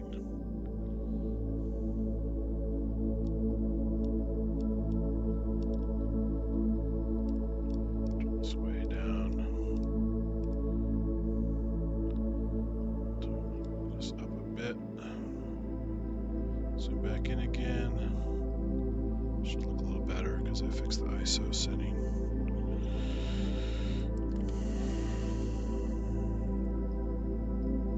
Less grainy. Let me zoom out a tad so you can see a little more at once. Pan over a little bit.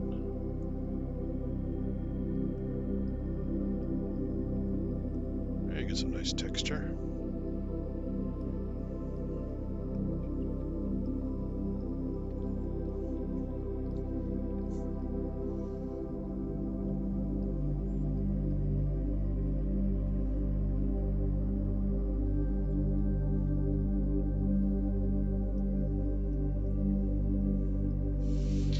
No, that's the beauty of the reflector. I didn't read much about reflectors when I started in the club and started using the scopes, and kind of learned a lot of this stuff from trial and error, and nobody even explained this before. Someone mentioned the fact though, because it gathers light, sometimes you know, if you're looking through partial clouds, normally you get just a dark image, or you know, if it's thick enough cloud, you might get like the sun can be a partial image sometimes going through clouds. It's not even a disk because the clouds are very thick in certain spots. Well, that's just the optical path is going right through to your eyes, and your eyes are acting like a refractor scope.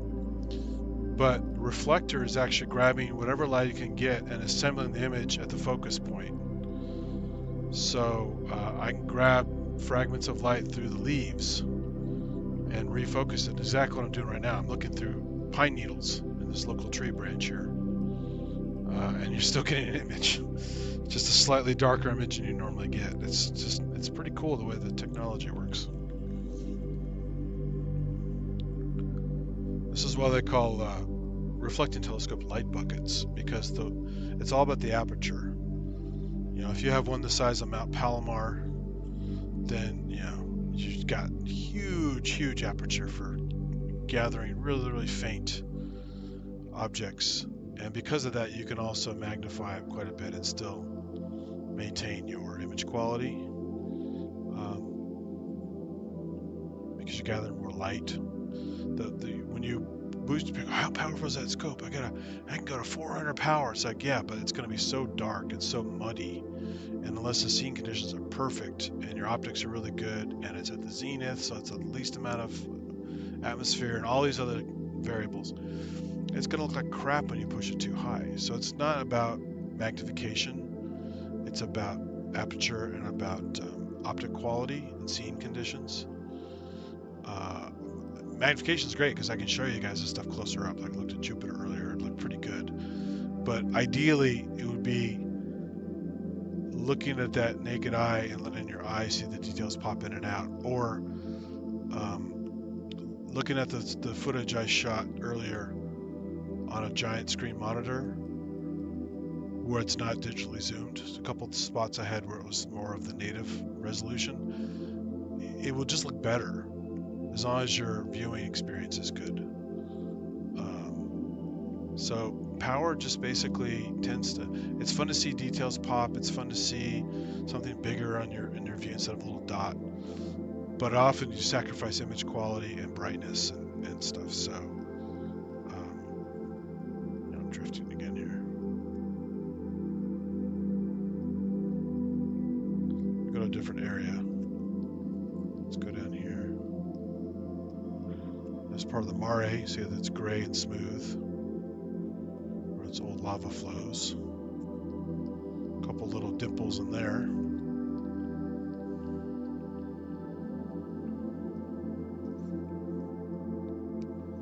Oops, I didn't want that to cover my, sorry, that image is blocking this image. This should be in the foreground.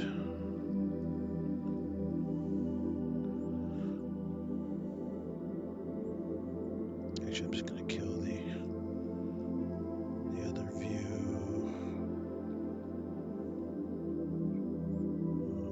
Let's kill that view altogether. There, now you get the whole image. You can make that bigger. I don't need the astronomy software anymore. There we go. So now, I'm just watching the screen navigating. I'm not even looking at the scope or the camera right now. Just watching the OBS stream. And I can play remote control. I'm gonna go over here. Let's go over here. Some nice grazing ones there on the Terminator line, right in the shadow line.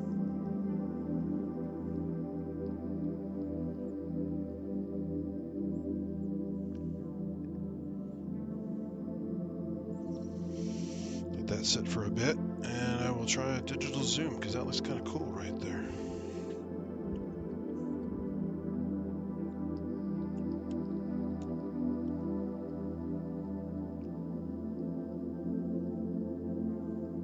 Oh yeah, that's nice.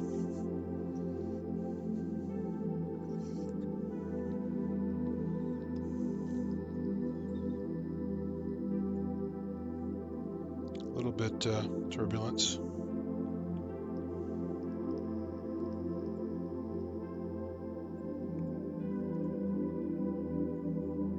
Oops, wrong way, sorry. Trying to get a little less Terminator, a little more Moon. And some of these you can see because you're grazing light right now. The splash you get from the impact.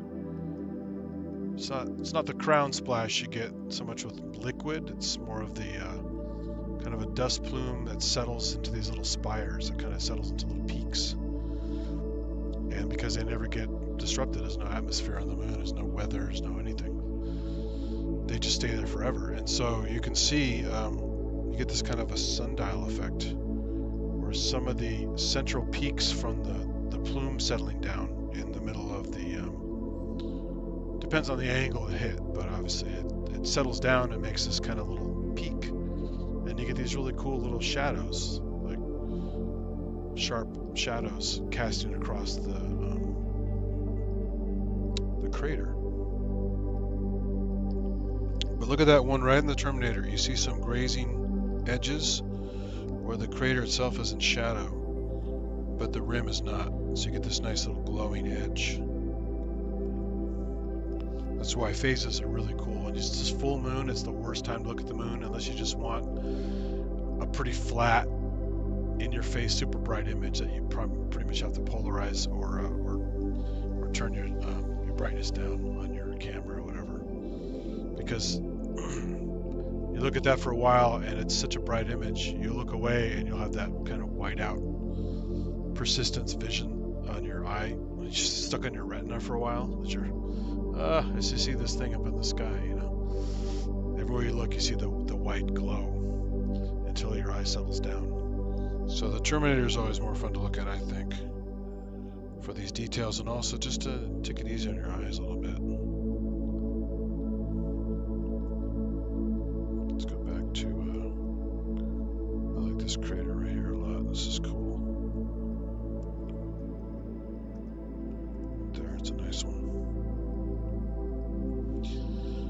And you get, you know, whitish craters, dark craters. You get canyons, these little rills, like these little mountain edges and stuff, shelves and stuff. See how it's getting darker right there? It's now going through another part of the tree. So the scope is getting less light, and now the image is way darker because it's getting less photons are hitting the mirror. But you're still seeing it because you're looking through the tree. It's reconstructing the image.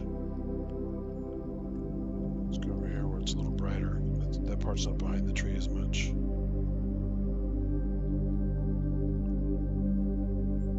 So it acts kind of like when I put I get a similar effect. I put a piece of cardboard or my hand in front of the aperture of the tube.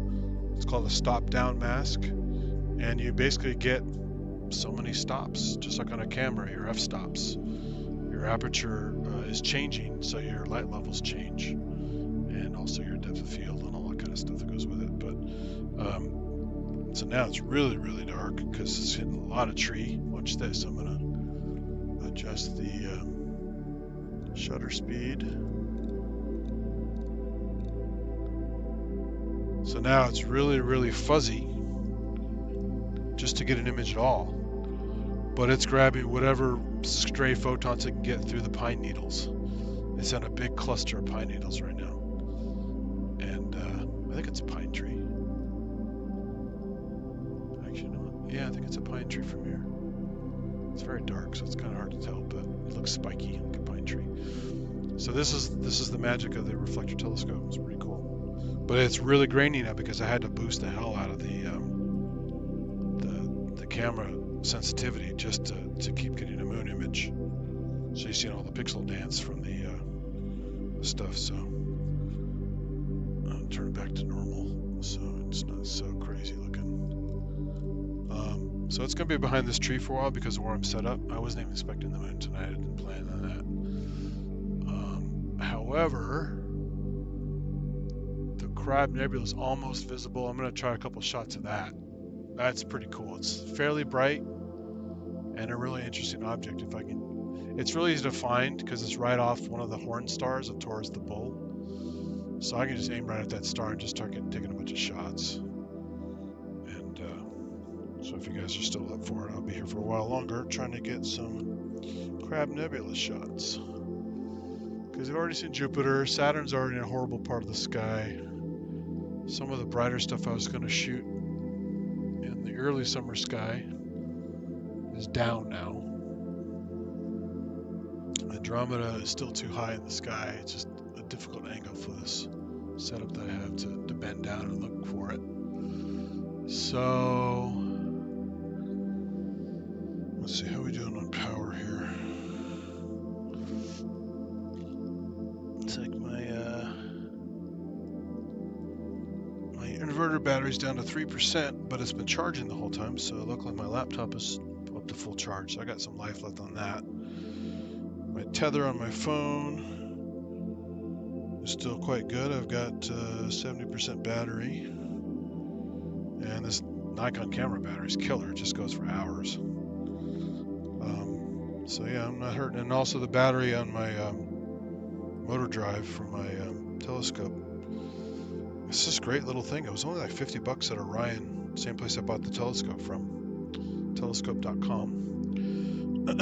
And on a full charge, you easily get a whole night out of it, and then some. So this whole battery solution is really working well. I was hoping it would be this good, but with the cold weather and the batteries not lasting as long, I was afraid. But they formulated these batteries well enough that even with the cold weather, I'm getting at least half a night out of this stuff, which is pretty good. Sometimes a whole night without having to buy any extra batteries. It's just one for the laptop and one for the telescope. And then I have these little power banks for charging USB stuff like my phone. I had it for the focus motor that I took off that was giving me trouble on the telescope.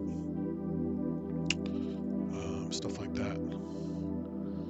So I'm just waiting a couple more minutes before the horn star pops out. Again, the moon is behind a huge clump of trees, so it's pretty much a dead object right now from seeing go. Well, maybe it moves. Let me see. It might have popped out a little bit here with this cluster.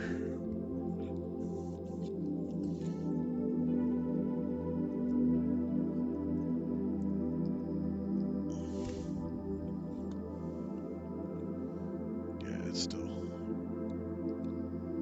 still pretty dark, I think.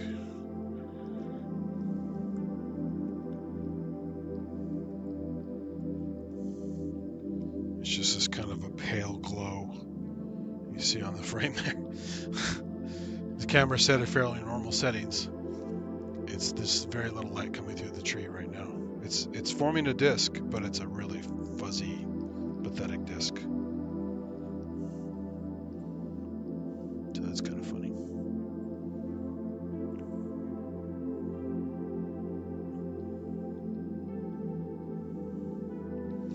Let's catch up on the chat here. I'm way behind. Sorry, guys.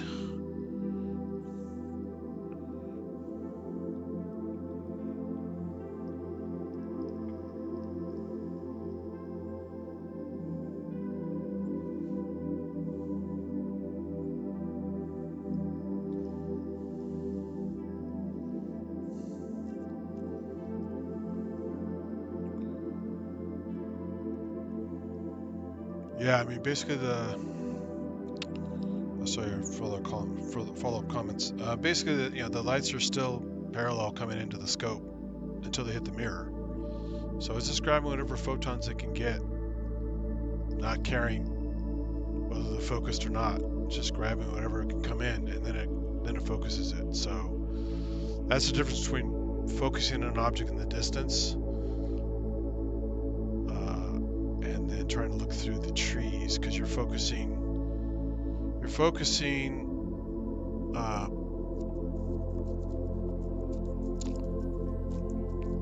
100% up on the thing. I used to study all the optic stuff in physics class and all the stuff with the real images and virtual images and different angles of this and that. And well, the sprinklers came on. Luckily, they're not doing it on the place that I'm at.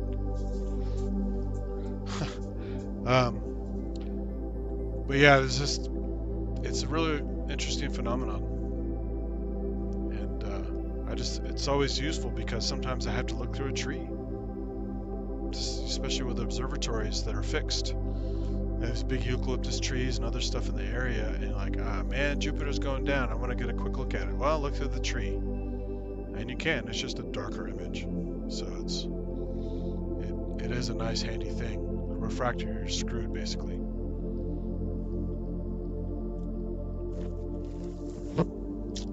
Taurus is getting higher and higher. The one horn star hasn't popped out just yet. It's close. Still slightly behind a tree because I can see if I'm higher up than the scope is, so I'm waiting for the Earth to rotate a tiny bit more so I can have it above the tree line.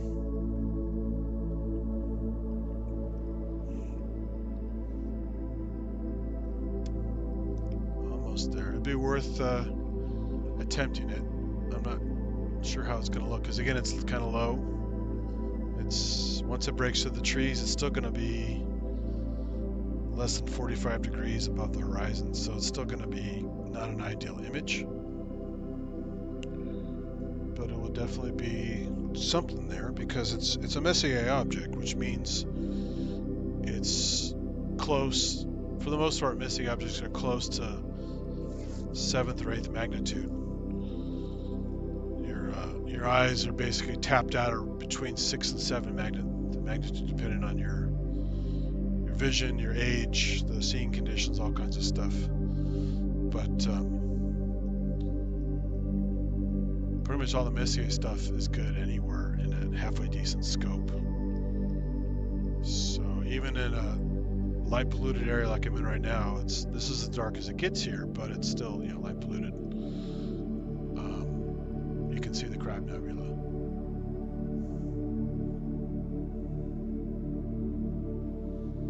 But Charles Messier was doing all of his comet hunting and came up with this catalog so he didn't keep running into the same damn objects and confusing it with comets. That was the whole purpose he made the catalog. And so because the comets he was finding were also roughly the same magnitude, he just was picking stuff that was easy to find in his scope that was getting in his way.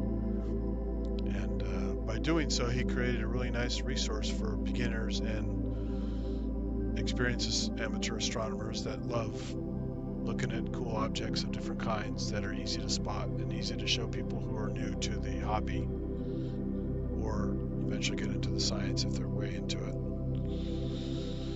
So it's a cool list, and they've added some over the years after he died, just to continue growing the list for people who want to look at other stuff that's pretty easy to find that's also interesting. It covers everything from spiral galaxies and nebulae,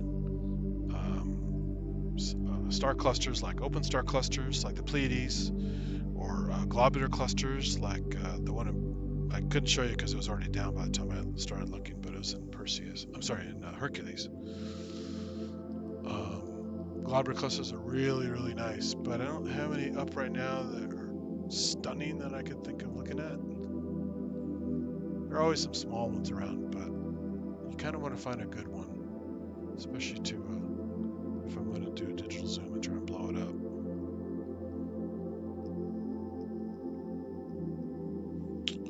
So I think the horn star is almost visible from here, almost clearing the tree line.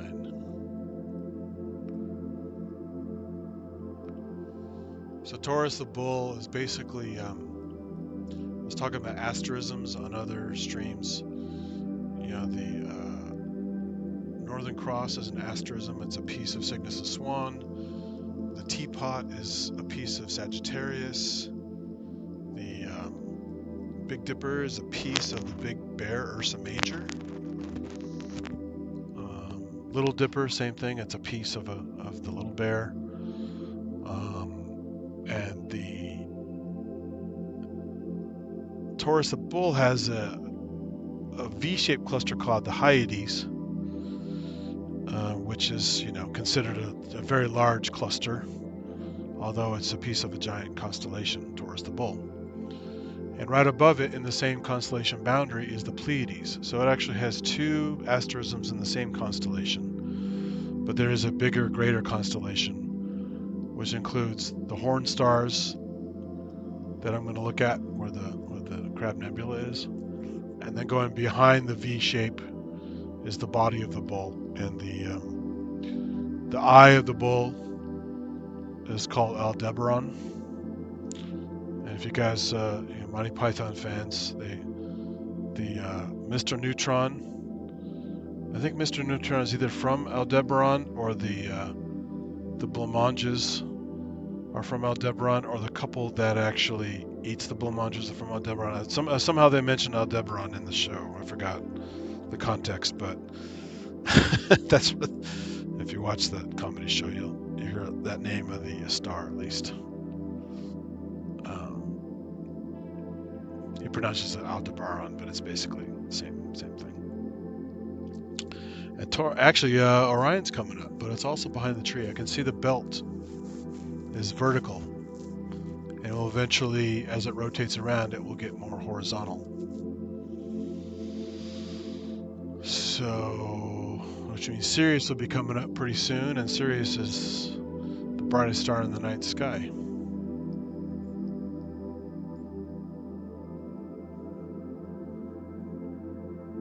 Okay, I think we've got...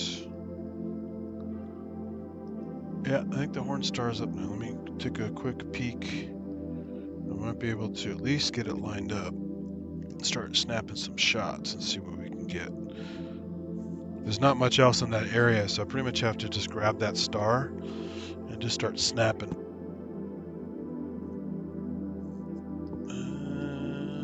Maybe I spoke too soon. Maybe it's actually still too low.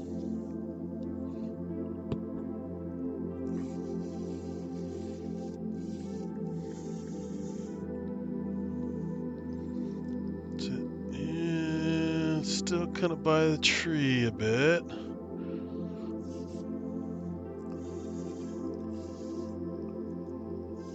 I'll start snapping anyway, just in case I can get the star on the crab. But it looks right on the edge of the tree line. So let me switch back to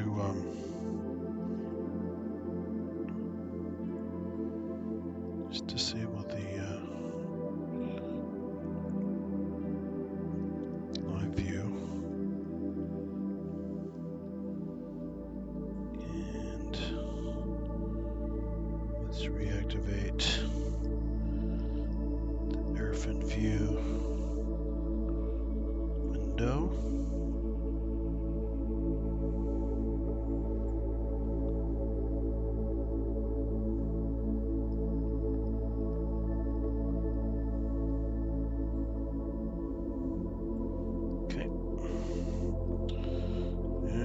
Let's go to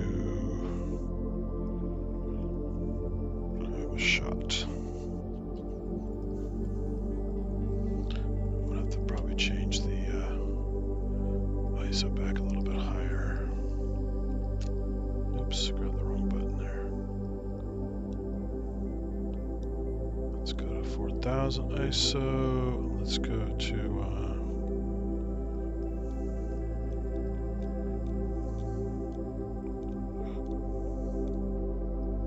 let's try 6 seconds.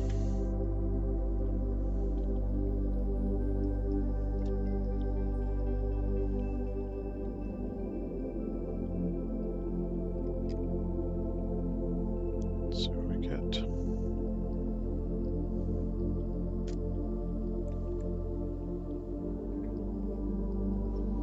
Police sirens going by here. Could be ambulance.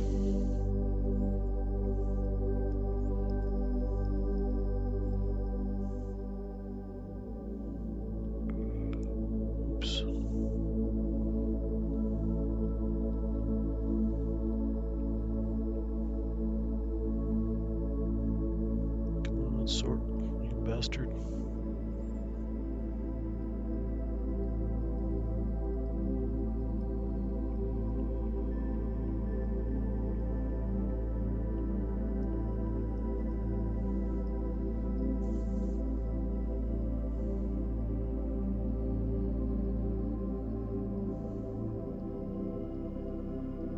And I got nothing. Okay. Let's verify I'm in the right spot again. Give me a second to sit down. I've been on my feet too long. All this hustle and bustle. Okay, that's why I was in a dead part of the sky. That should be a little bit closer to it.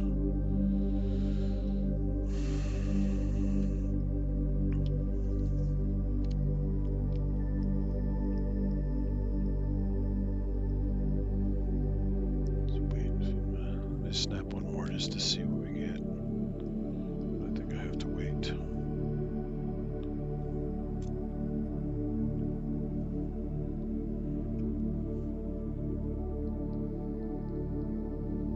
Now I can see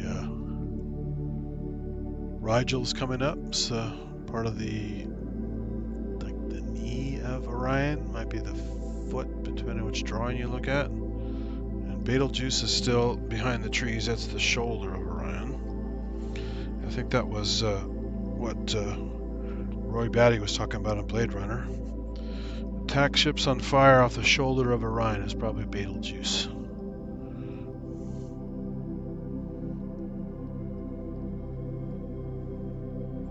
Or as some people say, Beetlejuice because of the movie.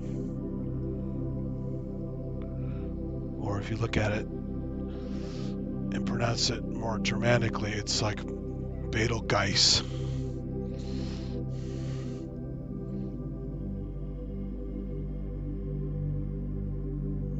Still nothing. Still nothing.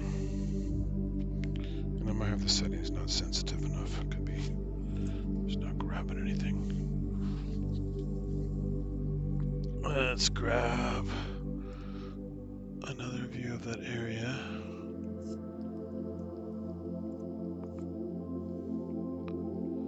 I think that's pretty good there. I don't know if I can see that star in here though. I have to crank this shutter a little more.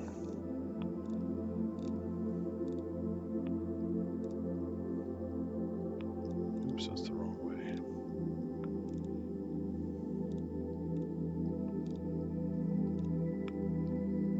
I was playing with the focus earlier. That might be part of the problem.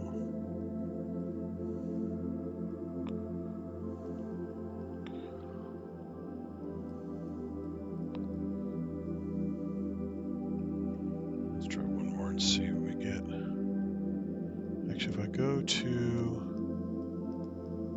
I know Auriga will show up. Go to Capella and Auriga. That's a very bright star, and it'll be easy to focus on. Let me go over there real quick.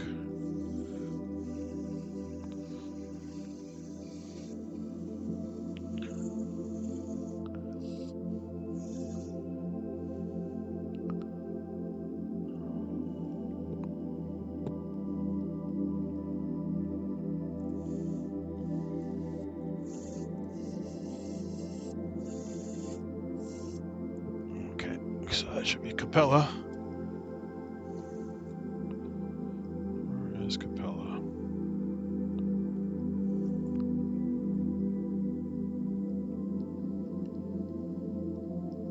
There's Capella. Hello.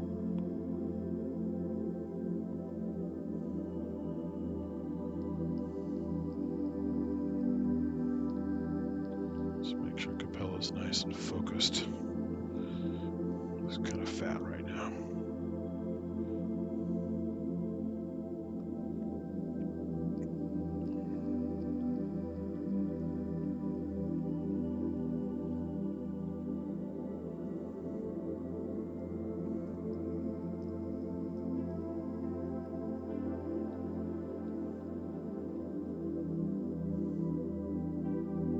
Okay, that's pretty good there. Might as well fix my telemetry this centered. Yeah, it's pretty close, so I'll just leave it where it is. Alright, now back to where all the goodies are.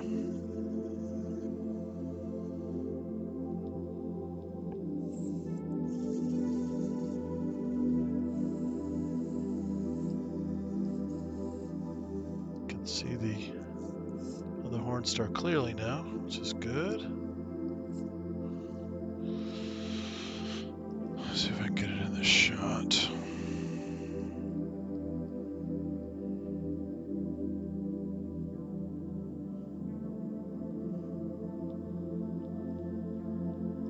Okay, there's the other horn star. It's pretty close there. Okay, nice. So I'm gonna image there first just to see. I forgot how far off it is, but it's pretty close to the horn star.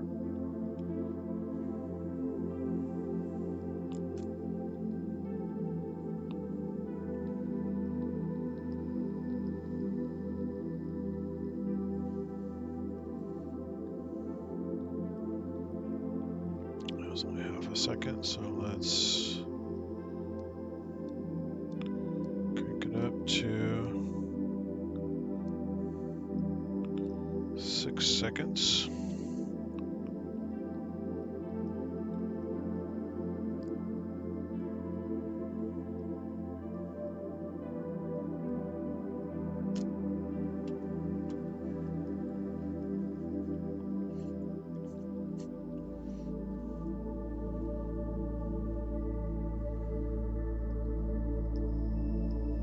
Let's go back into the folder.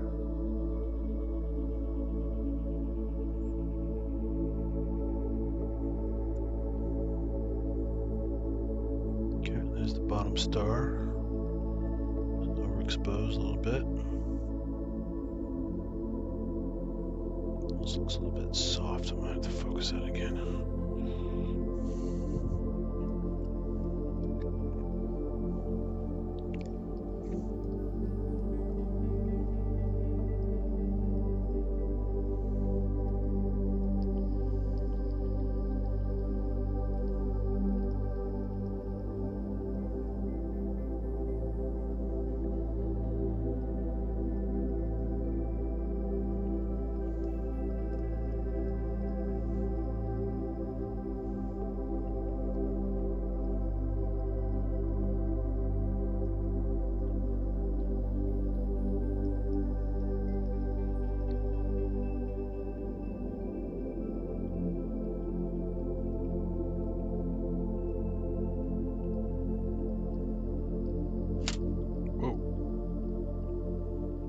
Wasn't good. Just realized I had the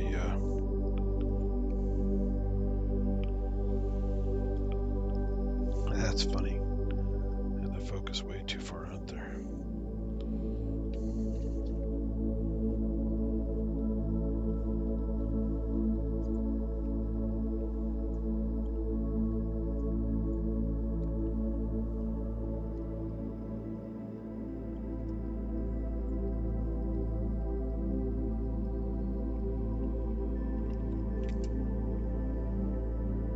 Tube slip.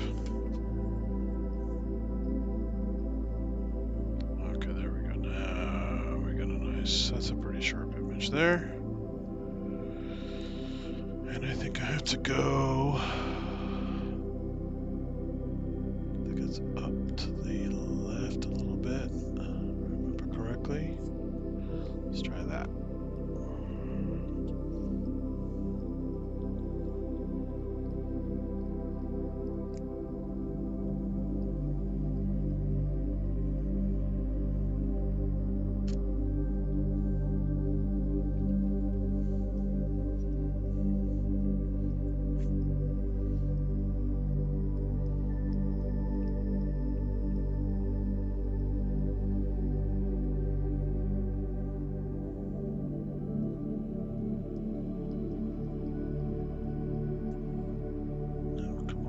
Sort properly. There we go.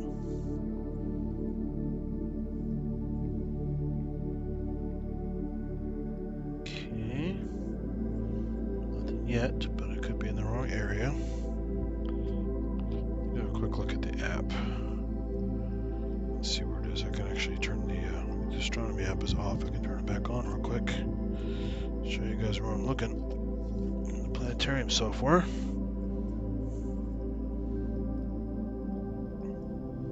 Stellarium didn't crash yet. Oh, now it's gonna crash again. Just when I talked about it, now it's crashing. You stupid program. It does not like window mode.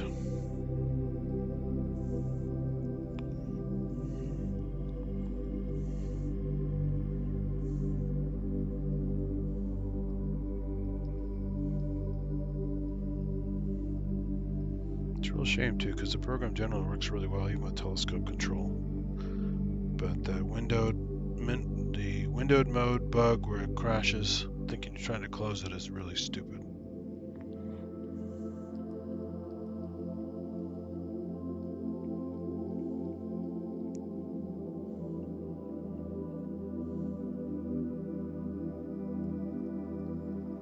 Okay, now it's full screen mode. Let's turn the constellations again so you guys can see where we are. And the names. See Orion's coming up there. Got Orion right there. There's the moon we were looking at earlier. You can even see the phases in the program, which is cool. So the current moon phase. And considering what you saw in the scope, that's a pretty stunning view of it right there, even though it's rendered in a program. Pretty nice. In fact, hey, while we're here, let's go real quick and see. Well, let's show me the craters. Well, it doesn't have them labeled. Yeah. But look at that detail. All embedded in the software. Just like we saw it. We saw that one there. We saw the one that had the rim crater lit up there like that. Very cool.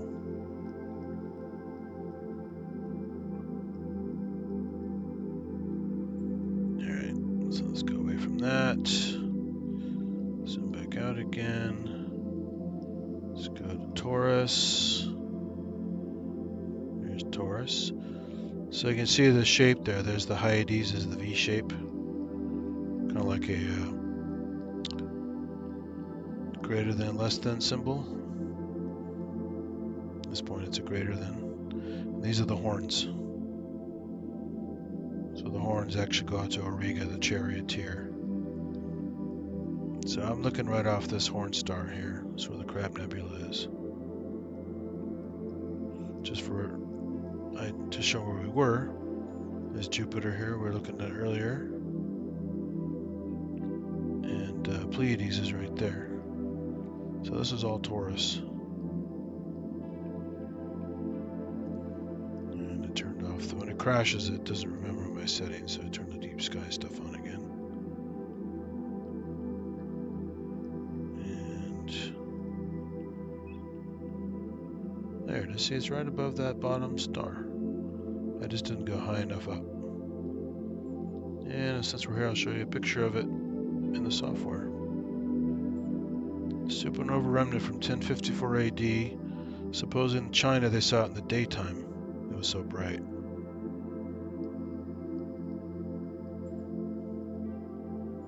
So this is a nice color image of it here.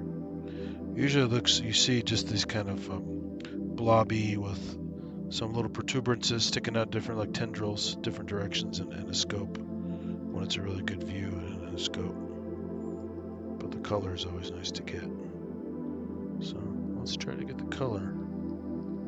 So it's just up slightly to the right. When you star hop, you say it's right between these two stars, and it's up and slightly off axis. So instead of the straight line here, it's just to the right a little bit. So you try to find like a third object to triangulate, but in this case, it's not an equidistant one. So, but you can use this one potentially and do like a triangle with that. So we're going to try and do that. Shrink this guy down again and watch it crash.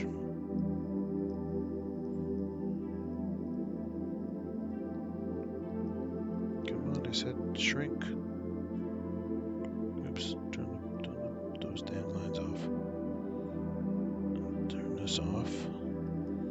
Don't have to see all the damn star information. Go away, go away. I hate when it does that. Make it go away. There we go.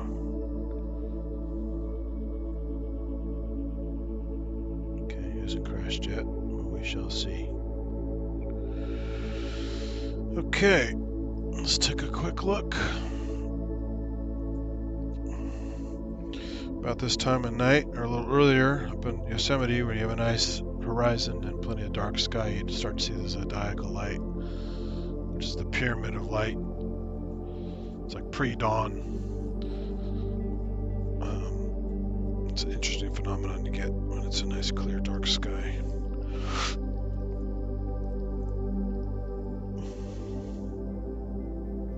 Okay, so we're now in the wrong. I see what happened. We're in the wrong direction. I need to go up here.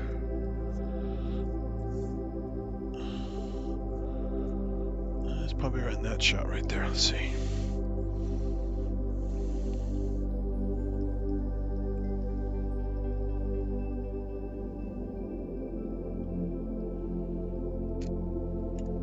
Okay, that might be it. See if we got it.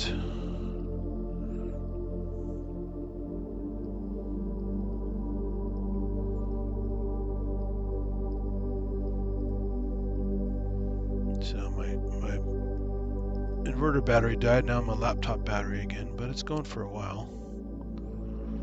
It's cold out here, but it's not that cold, so the battery's got some life left to it.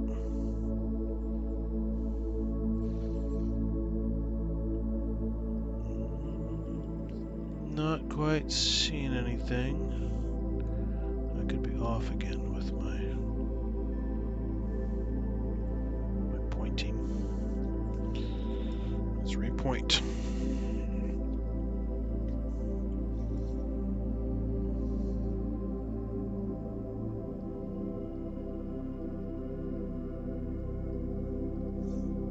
It's too far, too far, too far. Maybe you're right. No. Maybe right there.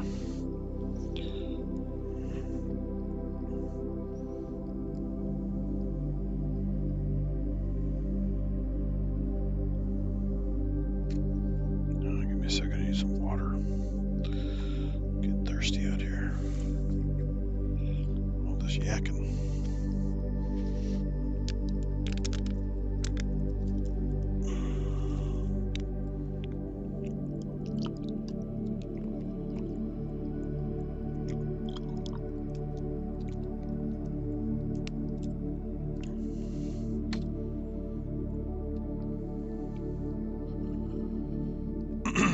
Okay.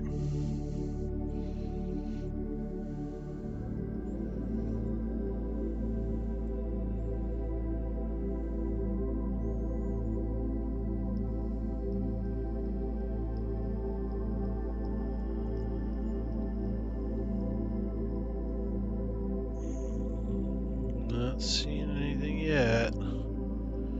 Could be a sensitivity thing too. Let me adjust my camera settings. 6 seconds. Let's go to 8 seconds. And let's change the ISO to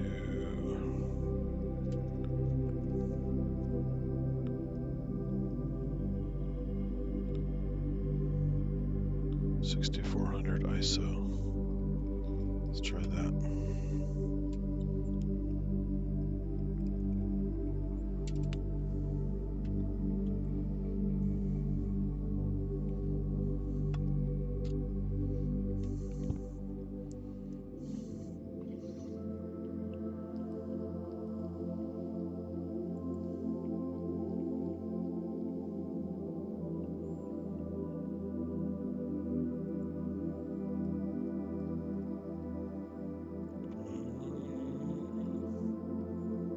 Actually, I kind of think I see something there. What is that?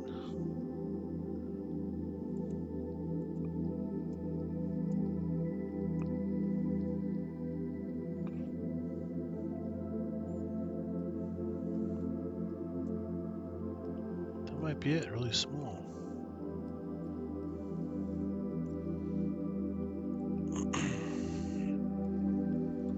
Could also be a star that's pretty faint, that's not perfectly set up here. Let's just try a few more shots and then I will give up, because it was more just a fun thing to try and look for. Since I didn't really do any deep sky stuff tonight successfully, this will be it. Let's try this area, slightly different.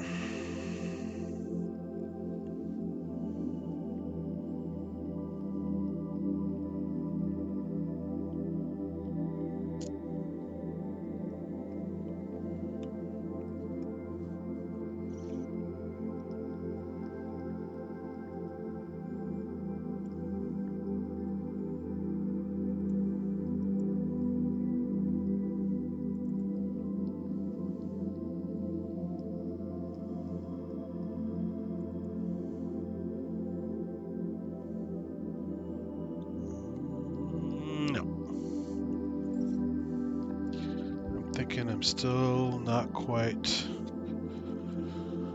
in the ballpark. I need to be up, I think a little bit higher, and maybe a little more in. That might actually grab it.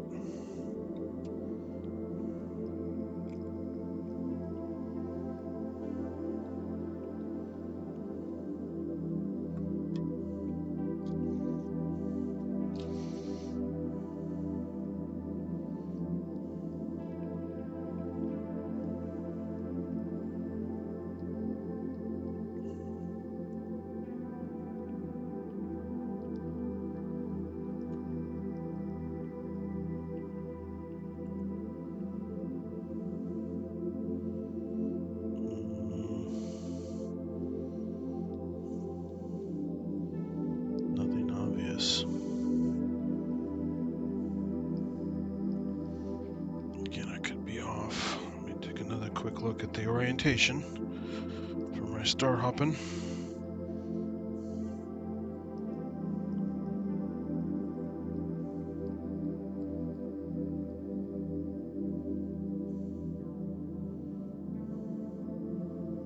If I zoom out, yeah, so it's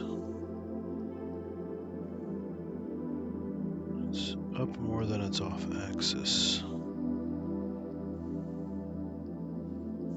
I can't see some of the stars around there, so I can't use those as hoppers. I only have the horn stars in particular, so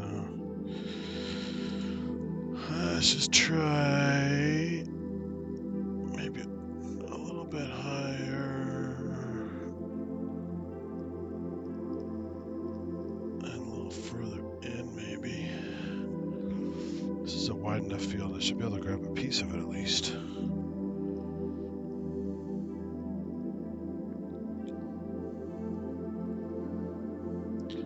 I should at least get a tiny glimpse of it because I'm got a pretty good shutter speed and my ISO is fairly high. I can crank the ISO some more, but shouldn't have to, I don't think. This is, again, this is a Messier object, so it should be oops, I closed this time. I closed this drawing program myself. Thought it was the photo program. That was smart.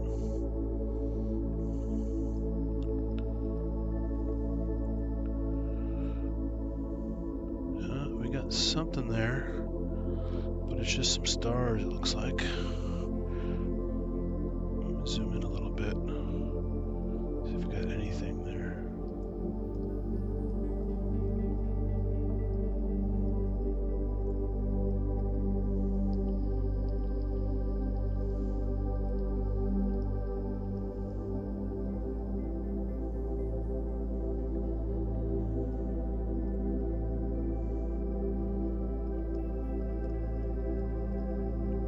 just appear to be stars. There's nothing. And the object will be bigger than this because it's a remnant, so it's spreading out for many years now. There could be a piece of it there, or a fuzzy star. Hard to tell. And again, I could be off. Let me just go real crazy real quick with the exposure.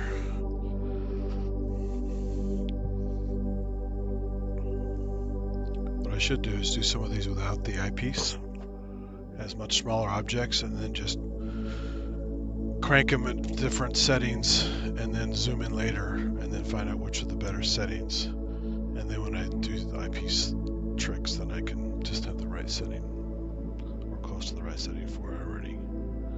That's a smart thing to do, I think, but don't always do the smart thing. I'll leave it at 8 seconds and I will go to ISO 10,000.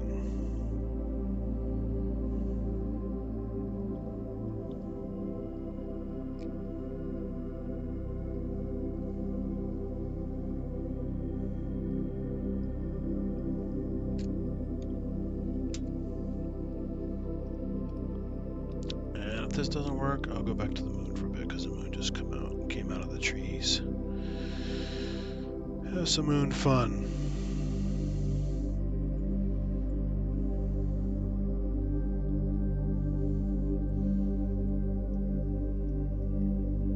Oh, wait a minute. Nah, looks like stars.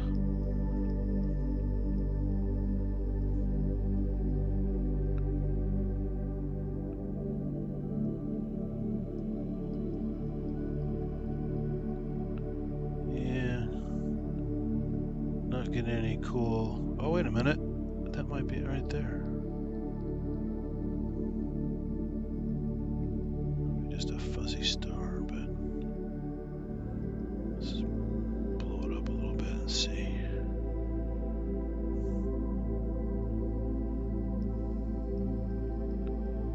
I think it's just a fuzzy star because my focus isn't perfect.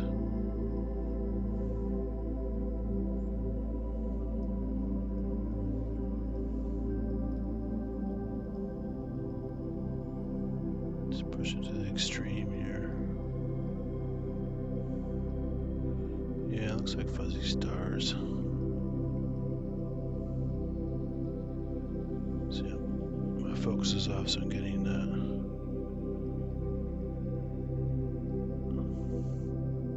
color separation. That does look a lot more interesting right there. Too small though. It's going to be an out of focus star. So yeah, it's just a fun experiment. Let's go have a little more moon fun. And my battery's getting low here now. My own battery's getting low. It's getting late, so what time is it anyway? Or I should say getting early. Yeah. A little before 4 in the morning, so I probably should get some sleep. Let's go look at the moon real quick. Since we got cut off earlier. Now it's out of the trees.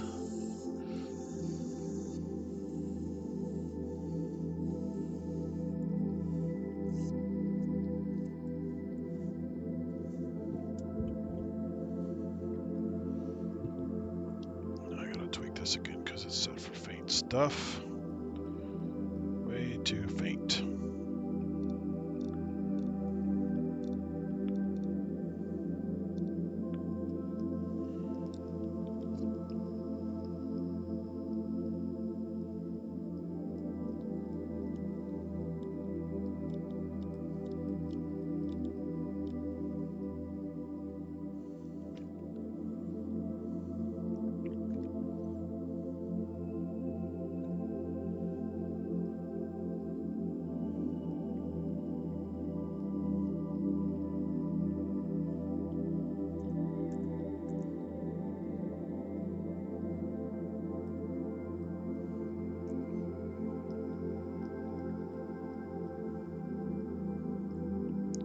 That looks now. It's much higher in the sky, so it's much clearer.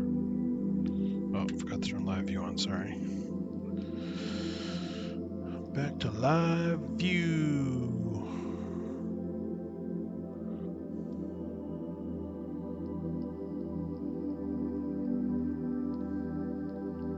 There we go.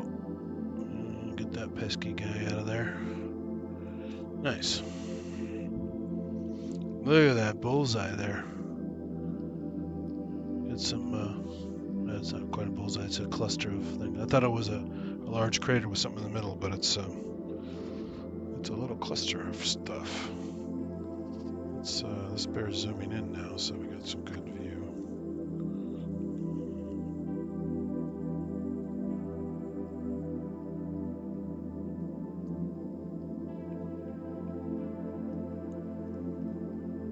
Very cool.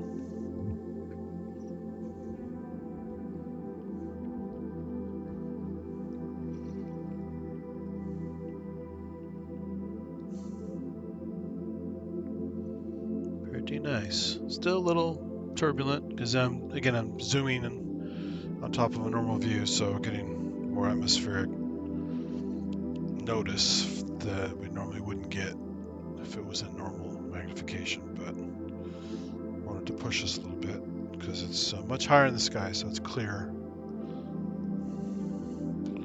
Pretty nice. I haven't checked the chat in a while. I think you guys have all left, but I'll look anyway. Let's see.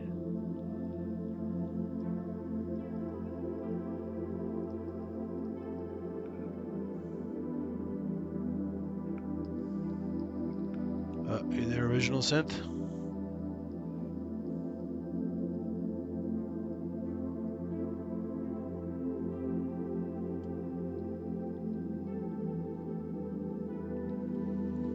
Yeah, just a little bit of Michael Stern's music. It's funny. It's just some stuff I grabbed off YouTube. It's like this kind of ambient, as far as I could tell, royalty-free, but ambient long loops. Because I can't make 4 hours of music like this. It just put me to sleep. It's fun to make for a short period of time, but 4 hours or whatever the loop is way too long. And I've used some generative stuff that was pretty good. There's even some good apps on the iPhone and iPad for making generative music that are kind of interesting, but you got to sit there and play with them for a while, and then sometimes they go way off the rails, and it's not as pleasant as you would hope. So hopefully you're still watching. You can see that's a really interesting high contrast shot of the moon right there.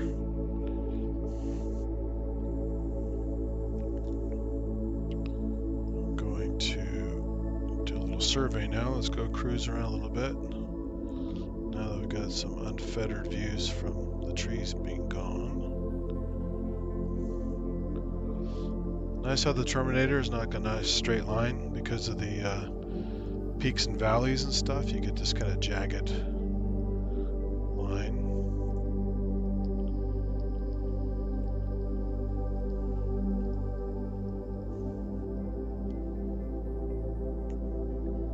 Very nice.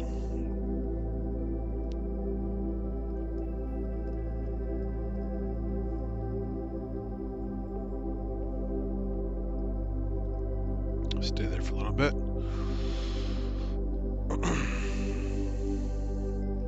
I might watch the replay of this later and sit there with my little app and try to identify some of these craters. It's kind of cool. Very clear. Let's go down a little further. Oops, another direction. Another direction. There's a mare. Some nice clear craters in the middle. There's a nice little contrast to the mare section along with the really crater peppered area.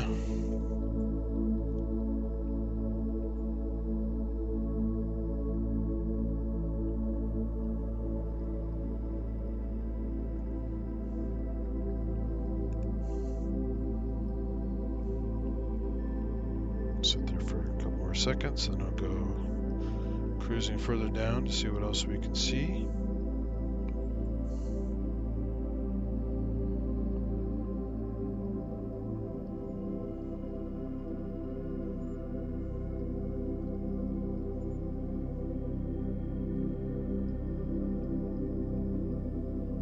see the drift a little bit. It's taking longer on the moon because it's a little less noticeable, but there's a drift because I'm not fully aligned. Go down further here. Oops, too far, too far, too far. Nice little stray guys in the Mare region there.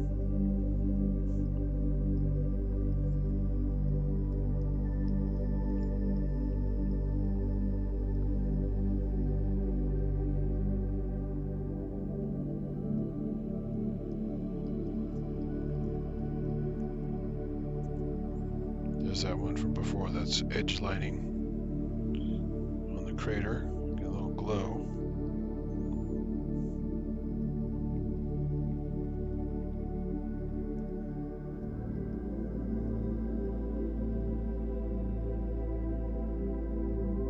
A little bit of turbulence here and there. It's fairly clear. If you watch it, you'll see it kind of looks like water's pouring over the lens a little bit.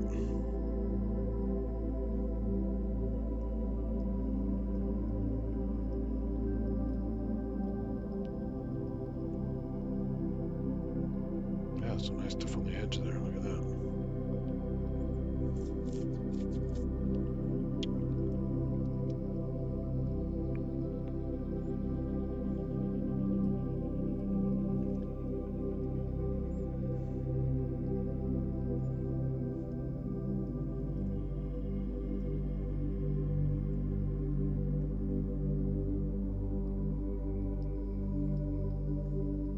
There's a real bright speck there. It's getting just a glint of light in the dark region. It's like a high point of that crater.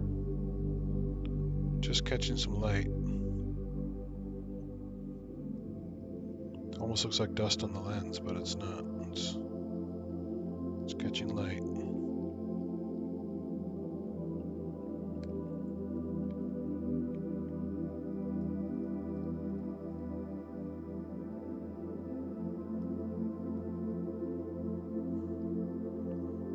See the rim here is very clean. Not seeing any jagged edge or mountain ranges on the edge. Although the moon has a bit of a wobble. It doesn't 100% match us with the same exact face as it rotates around. It's not completely locked exactly the same all the way around. Although it's so impressively locked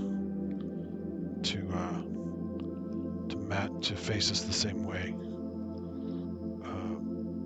Occasionally get a little peek at Mare Orientale on the one side, just barely, from what I've heard, and a little more on the other side. Change a little bit, but what's really amazing, if you haven't looked at it before, is look at the back of the moon. Basically the dark side of the moon, unless it's facing the sun. And it's caught so many damn objects over the years. It's completely peppered with craters. It's this amazing shield that's just stopped so much stuff from hitting the Earth. It's incredible.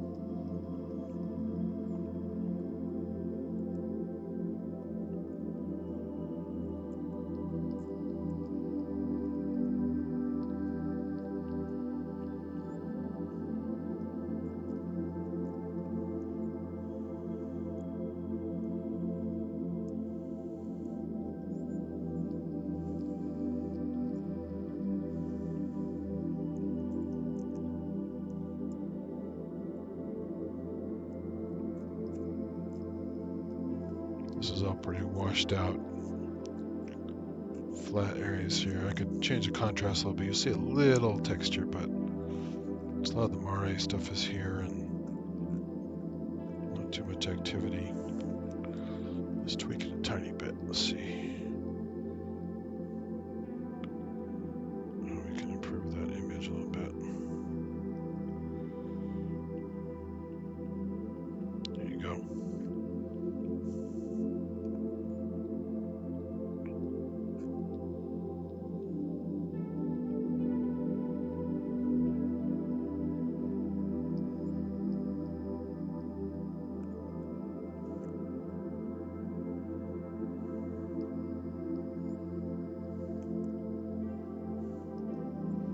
These are some of the really bright craters here. They kind of form a right triangle, those three in the middle there. And I used to know the order, but it's Copernicus, Aristarchus, and Kepler. And I don't remember which is which now, because it's been a long time.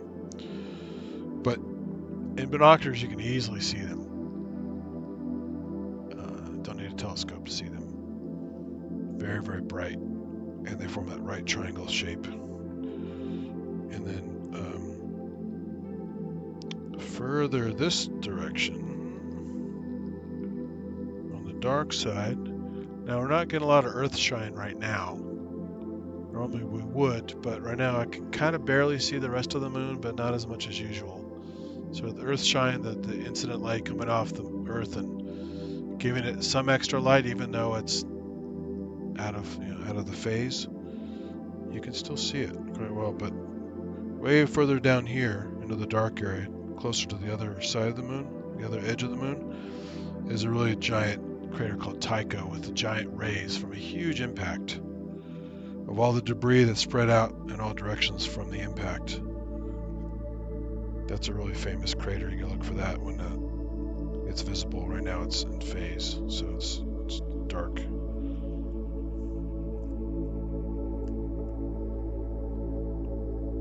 So cruise back over here. A little area of kind of speckles, little white and dark, light and dark areas here. On the Maris.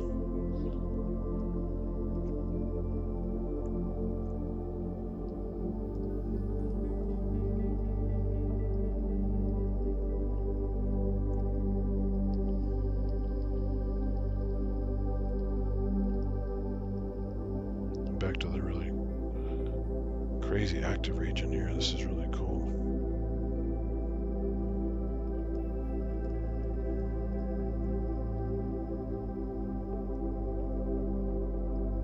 And it's fun to go to high power and kind of cruise around this area and study it, but it's pretty cool like this. Again, the scene is pretty good, but it's not perfect, and rather than give you a shaky image, it's just kind of fun to leave it like this for a while.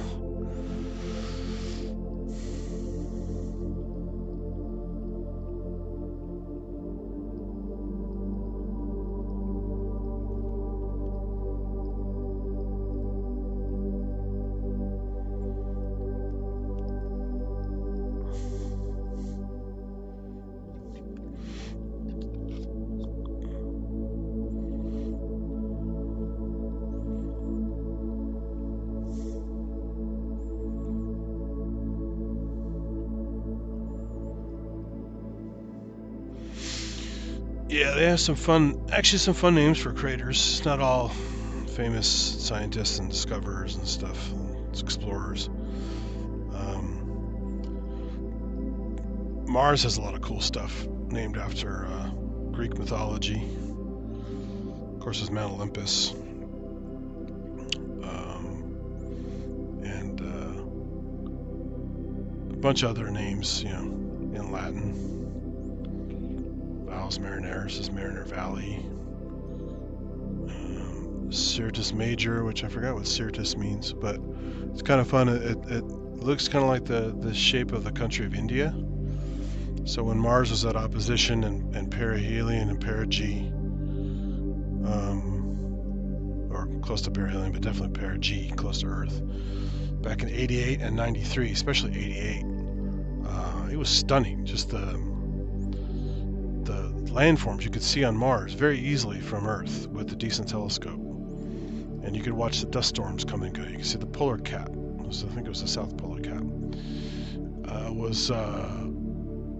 You could see, I was talking about this on another stream, the guys in the club were way into this, and they did a little digging and came up with this technique where you put an occultation disc in your eyepiece, block out the disk of Mars so your eyes don't stop down, and you can actually see the very faint moons Phobos and Deimos going around Mars. And only when it's that close. I mean, they're captured asteroids basically. They're really tiny things. And their period is actually pretty fast. They actually came and went like really quickly that night. not real time seeing them move, but it's just, you keep checking back. I'm like, whoa, it's over there now. Whoa, oh, now it's behind the planet. It was pretty cool. So in the course of a night, you can see the moon, at least one of the moons disappear, if not both of them, I forgot. But that was pretty special. And that was, when I first really got into this stuff. So it was like a huge introduction to all this fun stuff you can do in astronomy with amateur tools and some knowledge and some clever out-of-the-box thinking. Just really helped me get into the hobby.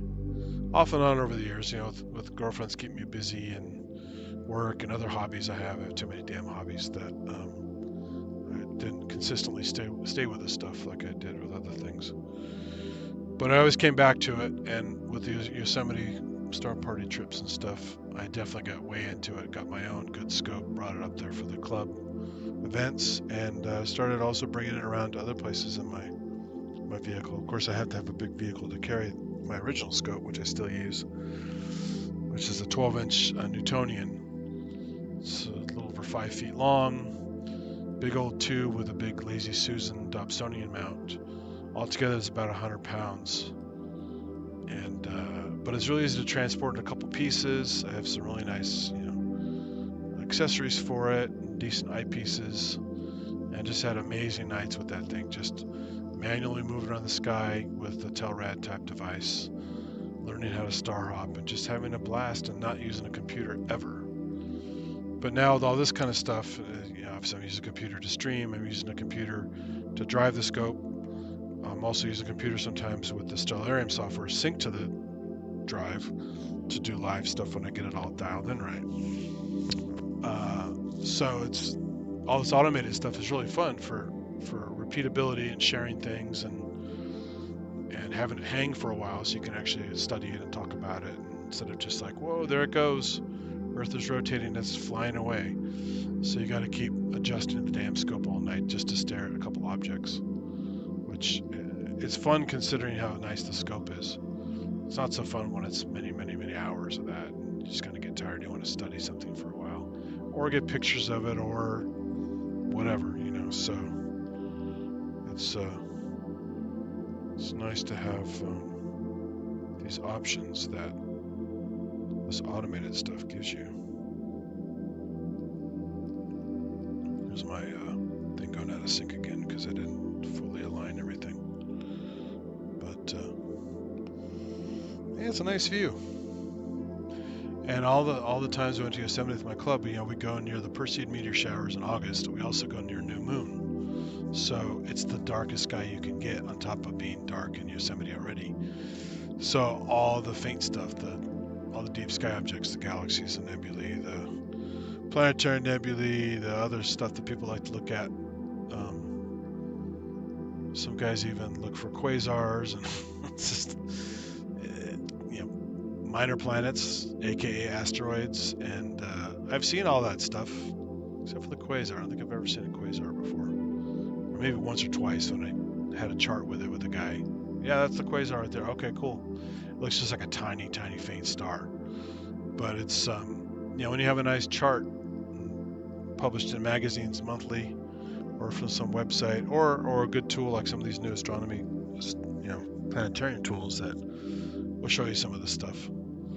It's pretty cool that just know on the spot you're looking at something that's not really special in the scope, but because of the arrangement and the math is all calculated, that is exactly what that object is. It's not just a star, it's not just a plain old boring thing you're used to seeing, it's something kind of special. So you can see Pluto easily because you know where it is next to other stuff. It's kind of hard to tell it's a planet sometimes, it's so small and somewhat nondescript, or sorry, minor planet. But same thing with an asteroid or some other object that's not your run-of-the-mill object you see in a scope.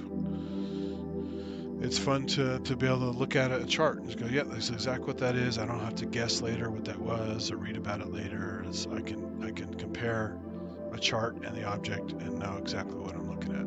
So that's one of the other good things about the star parties is you learn so many different ways of doing things, and everyone's into slightly different aspects of astronomy. So and also you learn a lot about scopes. That's how I learned to buy my own scope. I didn't know what the hell I wanted to get, and I didn't have a lot of money to spend. And right off the bat, I bought a scope I still use 20 years later. That's amazing. And I only paid $1,000 for the scope, and just accessories over the years. So that's what a good purchase will do for you. Good quality instrument, not too expensive, and do your research ahead of time, end up with something you really, really like. So star parties are great, which is why I wanted to bring these virtual star parties to YouTube, because, you know, this is kind of the similar experience without actual face-to-face contact, and obviously I'm using a camera which can capture certain things your eye can't, but sometimes it's really nice to see things with your eye through a scope, because the camera has its own issues, and of course, you know, it's fun to be able to study something for a while and then see what your eye can see based on what you expected, based on photographs you've seen, and it's a lot of fun.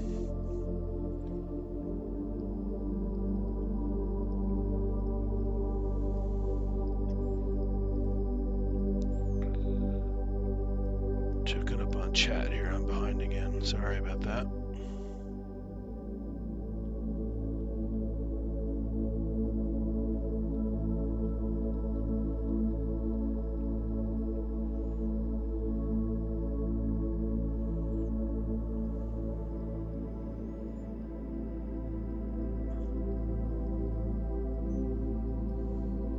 Oh, that's cool. Got it. Someone that has a scope you can play with. That's nice. Yeah, you don't need this automated stuff. Is great for what I'm doing right now.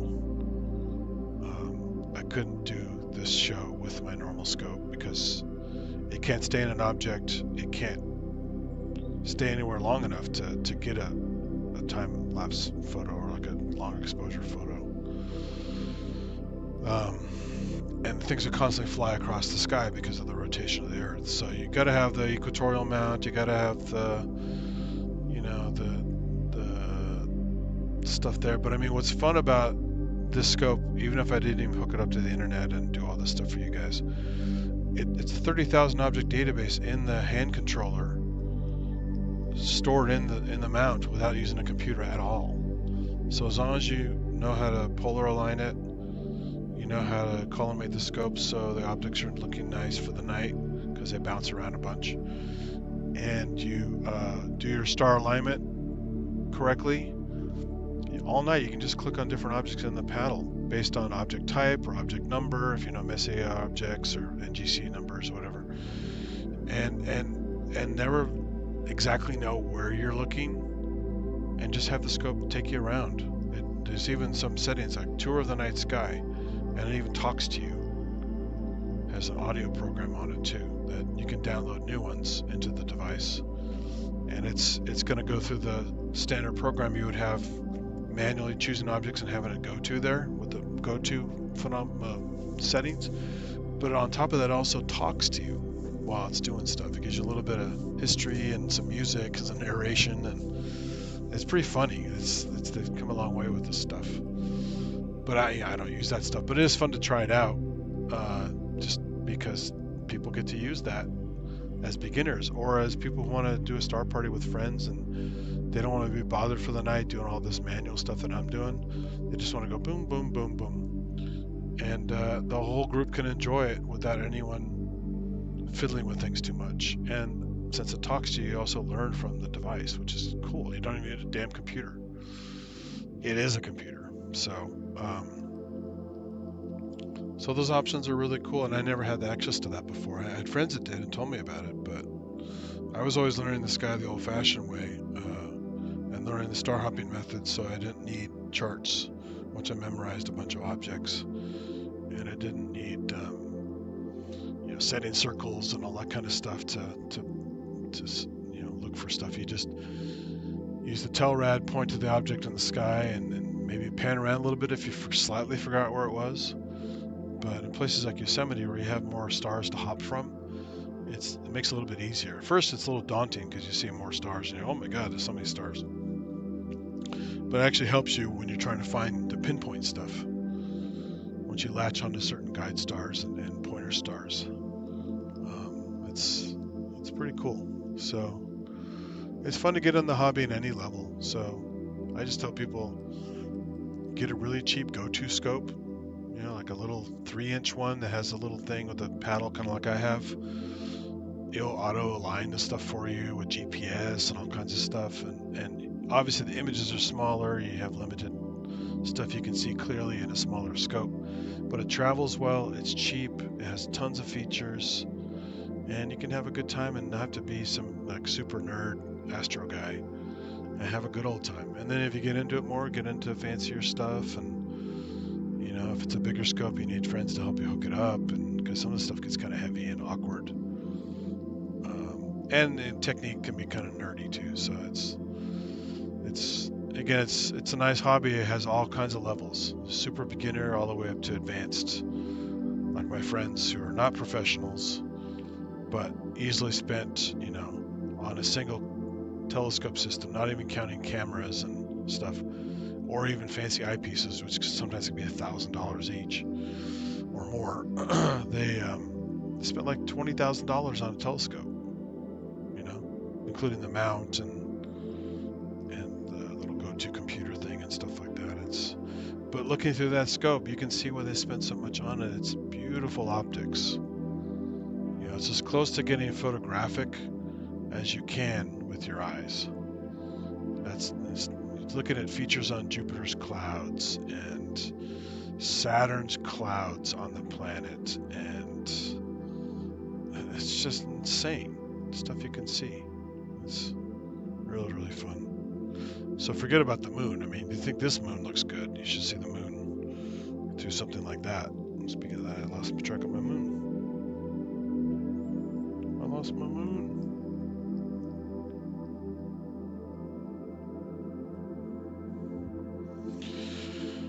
Anyway, the moon already, my thing scooted off, and I'm pretty tired at this point, so I'm going to end it on a black screen. So thanks everybody for coming. I'm going to go back and read the chat later. I only interacted with it to a certain extent because I got busy and distracted. But as usual, I always appreciate you guys hanging out and leaving comments. And I always like to read the comments later and make my own comments in the final video afterward, thanking you guys. And feel free to put any more comments or questions or suggestions in there if you want to see certain objects or want me to try something different, let me know. But it's a nice interactive experience and I enjoy doing it. But right now I'm pretty tired. It's not that cold right now, but it's just one of those things. Gotta get sleep eventually. So